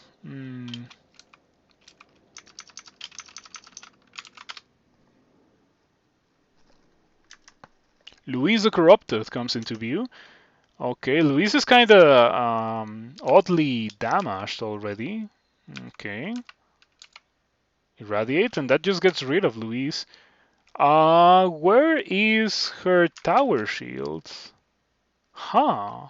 No tower shield Louise. That's interesting. It's not something that you would see very often. But she didn't have a tower shield this time. Not that it would have mattered too much anyway. Cannot really equip it. Or I guess I could equip it, but it wouldn't really do me a lot of good. Okay, classic SOT shenanigans. But my character is way too strong to be concerned with being surrounded by monsters. By the way, I have Blink, so I could have just escaped from that like it was nothing. That's why I wasn't so worried. Miscast of Irradiate. Inconvenient, but not the end of the world. Did I find Iron Shot in Bolt 5? Because part of the reason why I went to Bolt 5 was to hopefully find Iron Shot. I don't see it here, so that's a no. I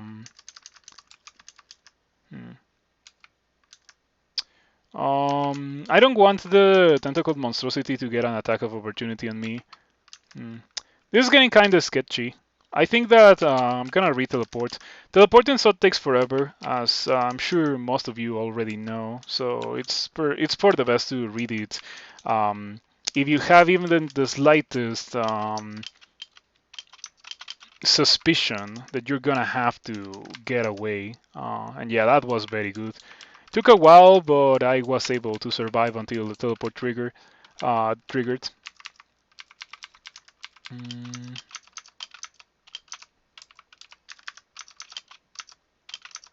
Oh, by the way, I should be using Wormbane for the purposes of buffing, or like for the purposes of killing the Draconians. Hmm. Oh, the Draconian got asphyxiated, and that's what killed it, not Wormbane. That's lame. Cloak of Preservation. I guess I can equip it and enchant it just for. It's a more rare item than just a normal cloak. I mean, so sure. Plus 1 armor class because I also enchanted my Boots of Rampaging.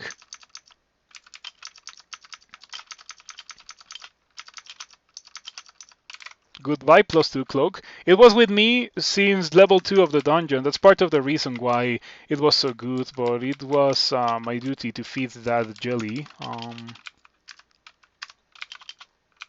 Yeah, part of the reason why this character was so good is just because I got everything from the very beginning, so just greatly reduced the chances of me getting in a bad position where I could die by misplaying. Mm.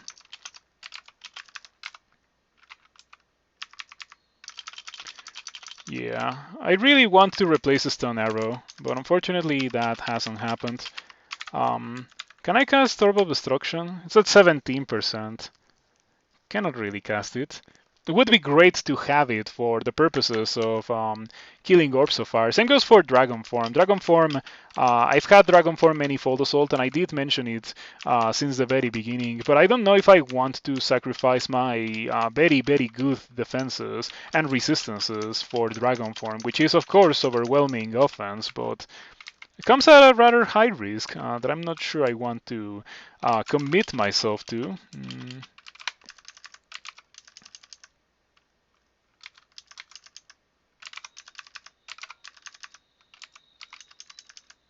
Okay, I think that I can go ahead and kill these guys with Wormbane.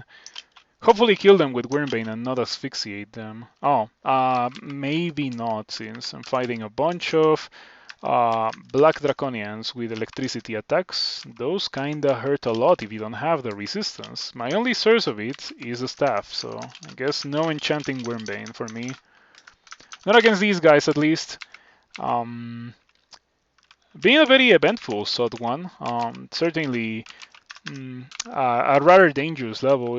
It's made me use more escape options and consumables than almost any other level in the game, with the exception of Bolts 5. Bolts 5 did force a scroll blinking out of me, which is the first time in the entirety of this character's lifespan that I've had to use one of those. Mm. It's a pretty good thing, you know. I'm very happy to say that it's the first time in this character's lifespan that I've had to use a scroll blinking for sure. Mm. Okay, that's a lot of Berserkers. I have Wand of Charming, somehow only 5 charges, but I have a lot of evocations, so it's gonna be very easy to charm some of the Draconian Berserkers.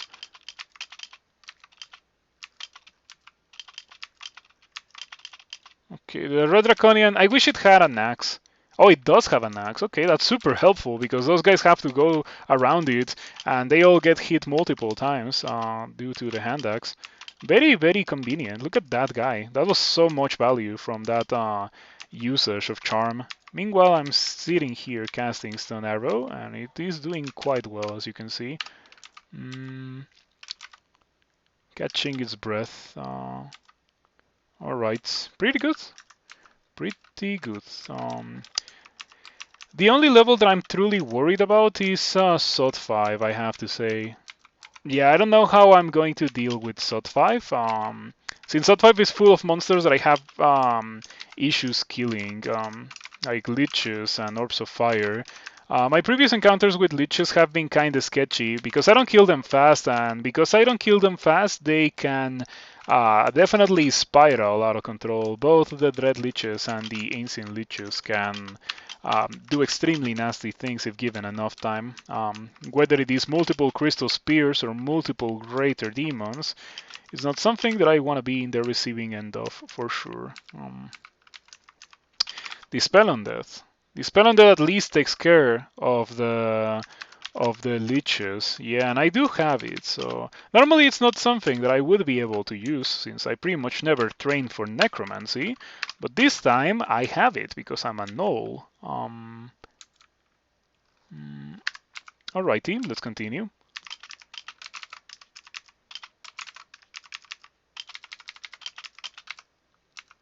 Mm, mm,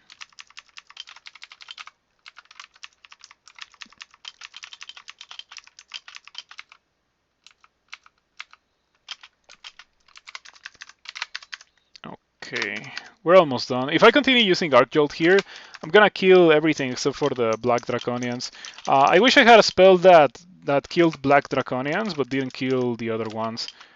So I could then wield Wyrmbane without fearing for my life regarding the lack of resistance to electricity. I mean, mm, Arc Jolt, yeah. Of course we're using Arc Jolt. Like, I've been enjoying that spell quite a lot. Mm. Oh, I thought that I had switched to Wyrmbane, but didn't seem to be the case. You feel more encumbered by your armor. No. Yeah, that's bad because it increases the miscast chance for Mana and Gateway. It's not looking like I'm gonna be able to cast level 7 spells, and unfortunately my level 6 of choice, which would be Iron Shot, just didn't generate this game. Or maybe it did in a book that one of the jellies ate. Um, Iron Shot, nothing. No big iron for this Gnoll, unfortunately. Mm.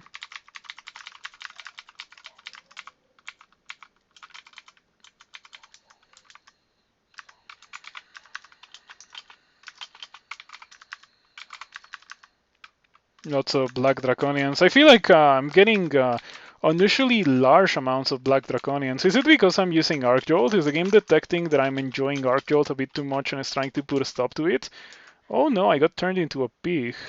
That deprives me of every resistance that I have. So we need to drink cancellation to, not die. That also has the nice side effect of reducing my contamination, so I can cast a couple more irradiates there. Pretty good. Um, I still have wild magic, I think. Is it level 3 of wild magic? No, it's only level 1 now. Okay. It's hard to keep track of all the mutation changes because of Jiyva. I'm gonna kill the Quicksilver Dragon first. I think it gives less, or I think it's lower hit dice than the Shadow Dragon. I think the Shadow Dragon is one of the ones that can give the most. Oh, the Shadow Dragon bites it, so if it decided to um, deprive me from the extra enchantment of Wyrmbane, fair enough. You think Unseen Horrors and Nameless Horrors are related? Maybe. You should ask a Crawl lore master, Pleasing Fungus. I'm pretty sure Pleasing Fungus can do something funny regarding that coincidence in names. Nameless Horror and Unseen Horror. Maybe they are both the result of a spellcaster's experiment or something. Anyway, it's SOT 3, and I finally found Ignite Poison, so of course I am going to learn it, and I am going to use it. Now I can put Poisonous Vapors if I have it on the quiver. Doesn't seem that I have it, unfortunately. Looking at this for a second, I do see Pass Wall. It's always a good idea to learn Pass Wall, perhaps Sublimation of Blood as well. I have a lot of regions, so why not? Passage of Golubria. If you want to use Passage of Golubria, I don't really have the habit of using it, so I'm not gonna learn it.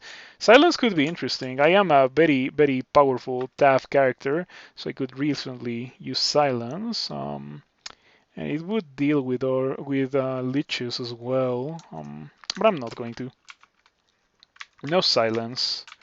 No silence. I feel like learning silence here increases the possibility of me making a tragic and drastic misplay by, I don't know, using silence and then seeing 3 orbs of fire the next turn or so. And I don't want to be in the receiving end of that, so yeah. Let's enchant some Wyrmbane. Oh, these guys no longer enchant Wyrmbane, I see. Oh no, they do. It's just that I killed one of them with choking them. The Red Draconian is asphyxiated. I tend to kill those guys quite frequently like that. Sod 4. Mm, okay. Plus 14 Wyrmbane. We only need three more kills of high-level foes. Wonder if the Stormcaller can enchant it. In order for you to be able to enchant Wyrmbane, you need to kill something that has hit dice higher than the enchantment of the weapon, the current enchantment of the weapon.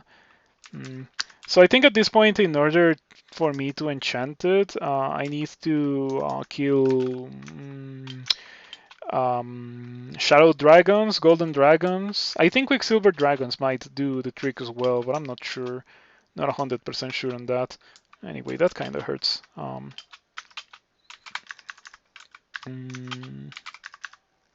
Yep, Damnation is pretty scary to every character. Certainly no character wants to just tank Damnation for free. Still no Iron Shot. I'm gonna be constantly checking since I may have picked up one by auto-exploring. Ooh, that's not good. Do you guys see Invisible? They of course do. I have Fogu, but this would be a good time to have Butterflies, since Butterflies are much more immediate when it comes to protecting me from monsters that do that kind of thing, you know, just like immediately hit you with something really messed up, such as the howl effect of the Doomhounds. Oh, we also got BB. Okay, we can kill BB. We have LRD. Ouch. 36 through 3 pips of cold resistance. That ability is so powerful. That's fine. Fortunately, I have 3 pips of cold and fire resistance. BB doesn't stand a chance versus the almighty power of LRD. By the way, something funny about BB, like fun trivia. The day it released, or very shortly after it released, I cannot tell with 100% certainty if it was the day it released. But anyway, I found BB and I tried to LRD BB. Fortunately, I was playing a character that had access to LRD, and I was like, I cannot LRD BB. So I commented on it, and it turned out to be a little bit of an oversight. But I'm glad that I realized, because otherwise, I am pretty sure it could have gotten to a stable version. Not being LRDable, which doesn't make sense because BB is a Stoneborn. That's what the species that BB is called. Apparently, a species of monsters that hides deep underground the dungeon.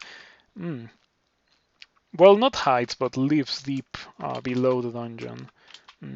I find it unfortunate that I got affected by the howl effect, even though I was behind this Doomhound. So I think it is a smite targeted. I don't think it needs line of fire. I think it only needs line of sight. Perhaps it's for the best that I skip that.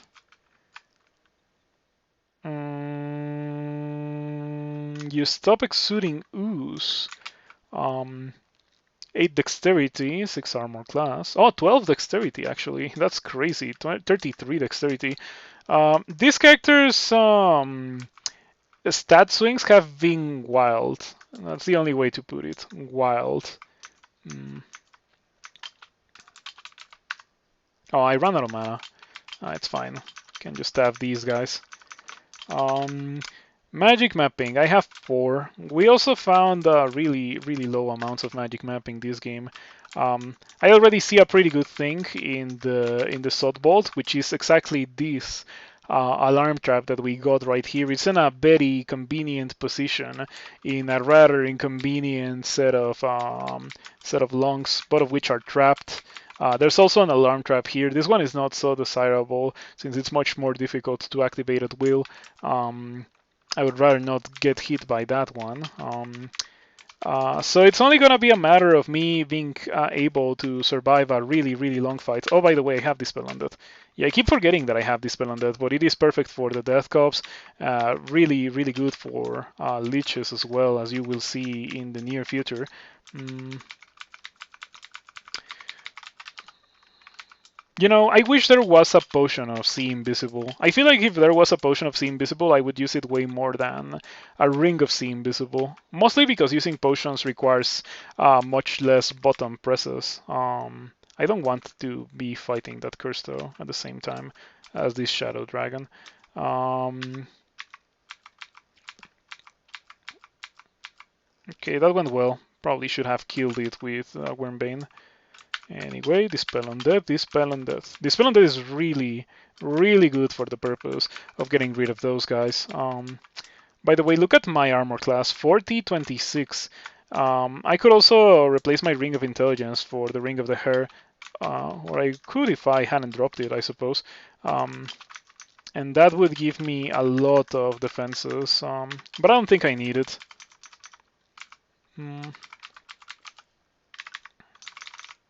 Yeah, my regen definitely takes care of whatever deficit I have from in survivability for not using the Ring of the Hair.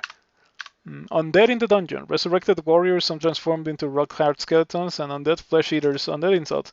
Corn toast nerds. Nerds? Leeches, I suppose. Yeah, makes sense. Okay, interesting blink. Was that how did that? Oh, look at that. Ooh, very. The game is benevolent, even in its malice. As you can see, I got hit by a teleport trap, an exploration teleport trap, in one of the few tiles that I haven't explored. And it put me in the same fight that I was already fighting. It could have teleported me right in the middle of a long. Surrounded enough to be almost certain death, but not close enough to the orb to make an amazing getaway. But it didn't happen this time. Once again, you gotta give it to the game when the game decides to be nice to you. It's so obvious. Oh, by the way, I don't want to do that. What I want to do is drink brilliance. Well, better get closer to it. Drink brilliance. Step on it. That's fine. Come fight me. Um, haste. Resistance. I mean resistance, but like I don't really care about resistance. I think it doesn't even give resistance to negative, so whatever. Okay, gonna wait for that guy to get closer.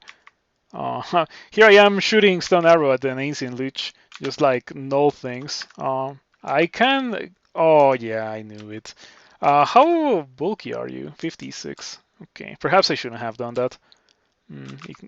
Dispel on death. That one shots. Well, it doesn't one shot the ancient lich because I have already hurt it, but it does hurt the lich quite significantly. Let's try Manning Gateway again. There we go. Beautiful. It's immune to electricity, so I can arc jolt, and I think the arc jolt goes through it. Yes, it's immune. Did it become hostile? I think it did. Oh, it did become hostile. Why? It's immune. It really shouldn't. It's immune to electricity. It says so there. Okay, probably got a bug report that. But it shouldn't go hostile if I hit it with something that it is immune to. I mean, I would understand it if I had hit it with, I don't know, iron shot or so. I wish I had iron shot to begin with. But yeah, that was lame. Frail. That is also lame. Pretty bad to lose 10% HP. A little bit of a blemish in the sea of absolute awesomeness that is being a Jiyva worshipper. I will most likely, oh yeah, definitely use a potion of invisibility right now. Fortunately, I have a ton. Also use mana, of which I don't have a ton, for sure. You know, I have 3 orbs of fire in my line of sight. My line of sight is full of extremely dangerous monsters. I have 7, no, 8 extremely dangerous monsters, sorry. Okay, that's it for that. And now my greatest foes, the Orbs of Fire. This game I have no good way to deal with them. Not even a beam wand. Beam wands would do the job. I guess I have to get lucky with Condenser Bane. Get me acid. That's not acid. That's not acid, but it's alright, you know. You win some, you lose some. This is the kind of character where I would have loved to see a lot of Dread Leeches, a lot of Ancient Leeches, and a lot of Killer Clowns, and zero Orbs of Fire, but it was not the case this time. Yeah, Irradiate, but the thing is that Irradiate might kill this one, but I am still fighting, you know, two more at the very least. Um, hmm, Slightly worrisome situation. I'm still hasted, right? Yeah, I'm still hasted.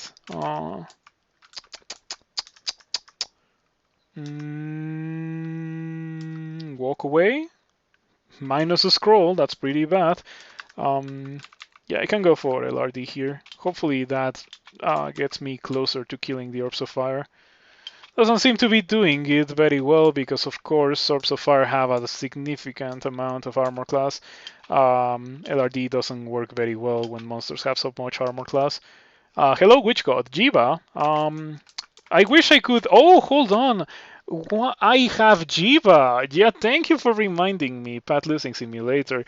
You make a pretty good point. Why am I not using Slimify versus the monsters that are weak to acid? I mean, they're not weak to acid, but they're not resistant to it. So Slimify is gonna absolutely. Oh no, not Slimify. Sorry, my bad. Well, I guess let's Slimify that guy.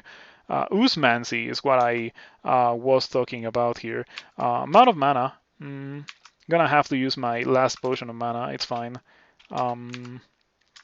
And now let's use Oozmancy. That is correct. Let's use Oozmancy. As I always say, what better situation to use consumables than SOT 5, right? Yeah, Jiyva is the god that I am worshipping. So these guys are all gonna get super duper corroded because we're standing next to some slime covered rock walls. It is acidic to the touch, so these guys are gonna get very, very acidified. And we can drink a potion of curing because we have Cryo Smell Coat, so it actually does very well. I'm gonna step away from the acid bluff. I really wish I had a good way to deal damage to these guys other than just wait. Cannot. I can't alert these lime covered rock walls? That's strange. Huh. I don't think it dealt damage to these guys. Interesting. Yeah, because when I target it, it doesn't give me a targeter. These guys don't seem to be taking a lot of damage. Are incorporeal foes affected by it? Yes, they are.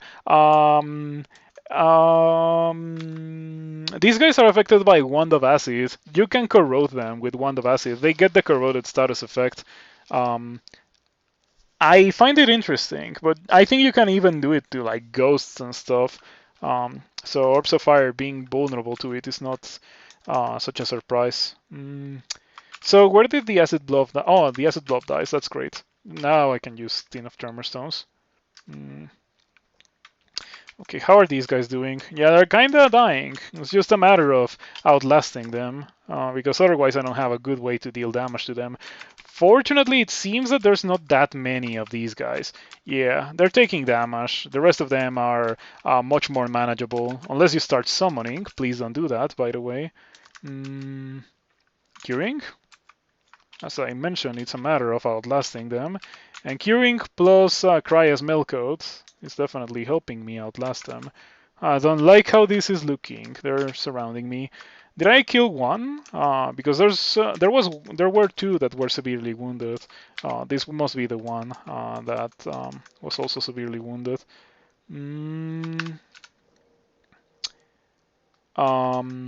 Thinking about maybe using. Oh, I cannot. I cannot. I don't have that.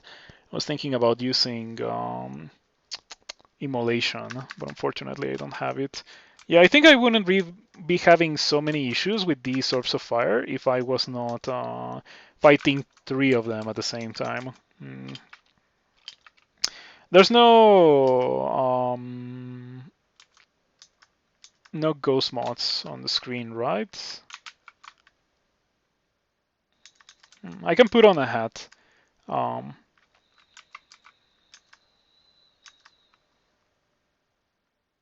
okay, I'm not hasted anymore. Better refresh that. Also gotta be careful, mindful of my mana. Almost destroyed, severely damaged. Okay, the slime balls are definitely getting the job done. Once we are out of slime balls, I'm absolutely using it again. I think in the position where I am at, I hit every tile that is relevant, like pretty much the same ones that are currently affected. Mm. You destroy the orb of fire. Okay, the walls burn the orb of fire. Uh-huh, that's two down. Come on, one more to go.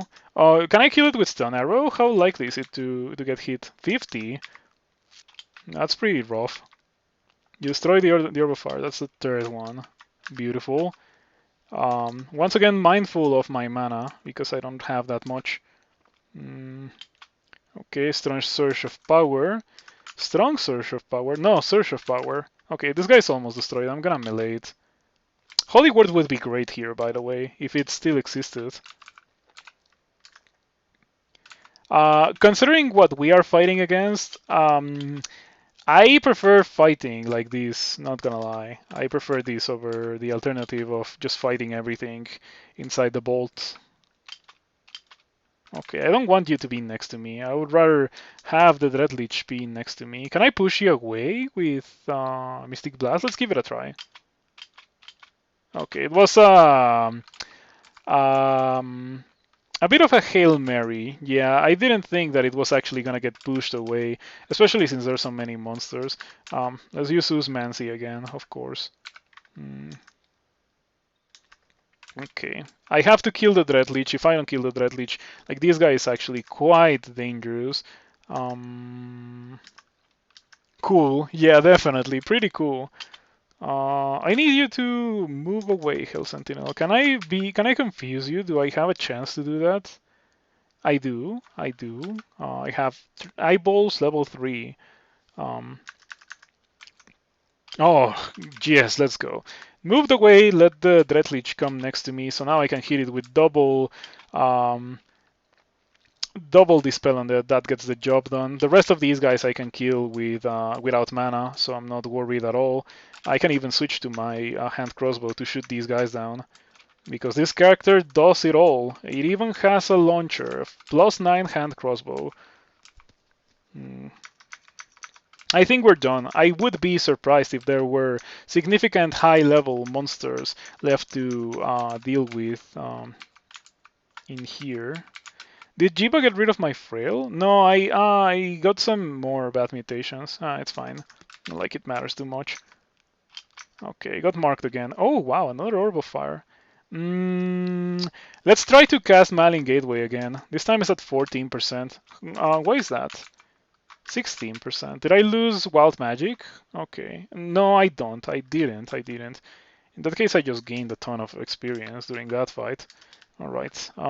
The Wormy, how I like to refer to the Eldritch Tentacle, will get rid of the Orb of Fire for me. It definitely does serve that job very well. I have to say that I am very deeply disappointed by the fact that it went hostile because I used Dark Jolt. That makes absolutely no sense and should be fixed because I'm hitting it with something that it is immune to. It shouldn't be mad at me for doing that. It shouldn't even feel it. Okay, it was a matter of positioning in such a way that this guy could hit the Orb of Fire, but it's gonna absolutely devastate it in a bit. Should also haste probably.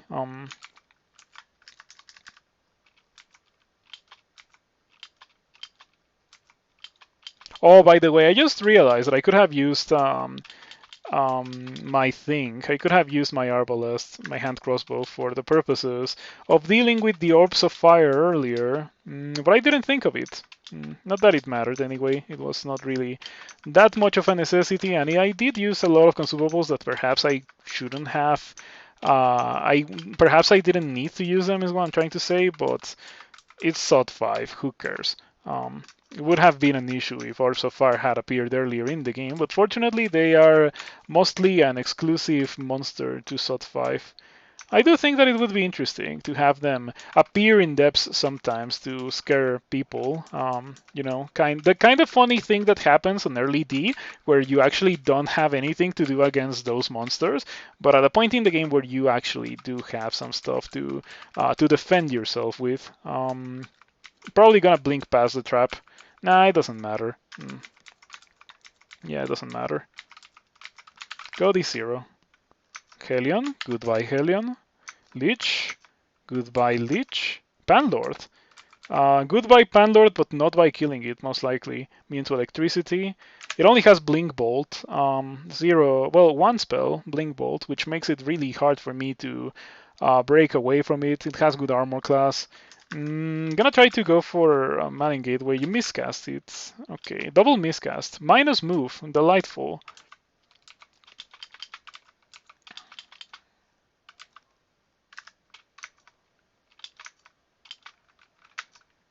Waiting for my minus move to go away, by the way.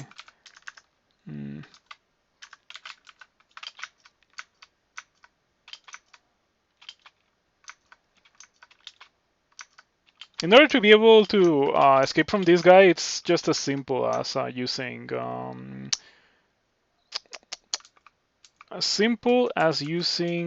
pass wall here. Getting there using pass wall there, but I didn't really need to do it. My character is powerful enough that I can kill that Panlord. My character can kill anything that doesn't get very dangerous if I fight it for very long periods of time, and that Panlord was exactly that. By the way, I never found acquirements, right? I got reminded by the cigarette, but I had a treasure trove that wanted 2 scrolls of acquirement. Had I known earlier, I definitely would have saved them, since I got so many of them. Okay, Panlord, 3 dice of 20 energy bolt and blink. The damage from that can definitely pile up. I would rather not fight it. I will haste because I have a ton of it. And the Panlord doesn't have gap closers. No blink bolt, no blink close, no fancy business.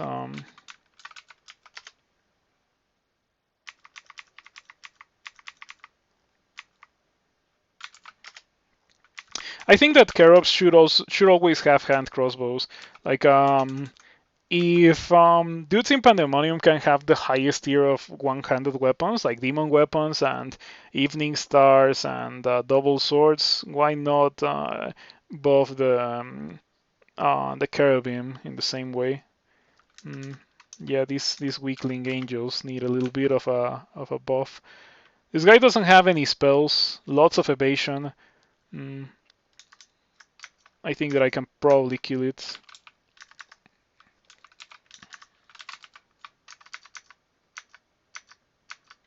Yeah, the only issue that I have with this guy is that it has a lot of evasion, so it's actually kind of difficult to kill. It's pretty hurt, however. Yeah, lucky me has gotten not a lot of Panlords. I got hidden genetic effects, which gave me minus a scroll. I like what they did to minus a scroll. It's now significantly less painful, but I still think that it probably shouldn't be in the game.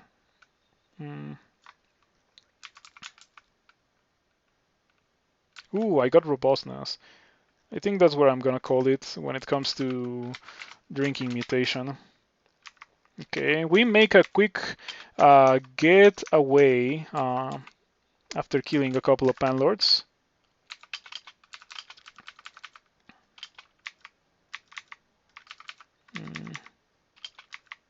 Alrighty. Yeah, I think we're done. This was a pretty busted character. Twitch.tv slash ninth settler. Alrighty. So with this being done, I think it's time for me to win this character. Yeah, it was such a strong character. Thank you for watching and thank you for hanging out. If you enjoyed what you saw, you should consider following if you are not already following, and if you are, you can consider subscribing. You don't have to, and I understand if you don't want to or you can't, but it does help me if you choose to subscribe. Thank you everyone for the contributions, the follows, and the rates tonight. I appreciate it. It was a pretty great character. I definitely was not expecting it to go this well when I started it, but sometimes the game just smiles at you.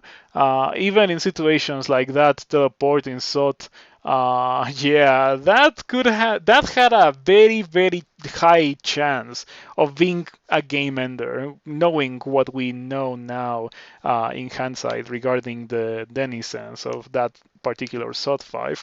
But instead of that, I got teleported to the same fight that I was already engaged in, which was perfectly manageable. So yeah. Anyway, good character, good stuff, good stuff. I'll be back on Monday with most likely more Crawl. I also have other games that I will be playing in the future: Rift Wizard, Infinity Wars. There's also a couple of other games that I'm interested in that may be going to the stream, but for sure, Rift Wizard, Infinity Wars, and of course, Crawl. Um, Anyway, let's see if we can rate someone playing Crawl. Otherwise, of course, there's always the sumo stream. Oh, Dunkerslam is playing more Terraria. I want to watch that. As always, rating Dunkerslam playing Terraria. Been having a blast watching this playthrough. Unfortunately, I won't be able to stay a lot to see more Terraria tonight because I have to go to sleep early because I have a big day ahead of me tomorrow. Anyway, have a nice rest of your night and thank you for stopping by. See you around.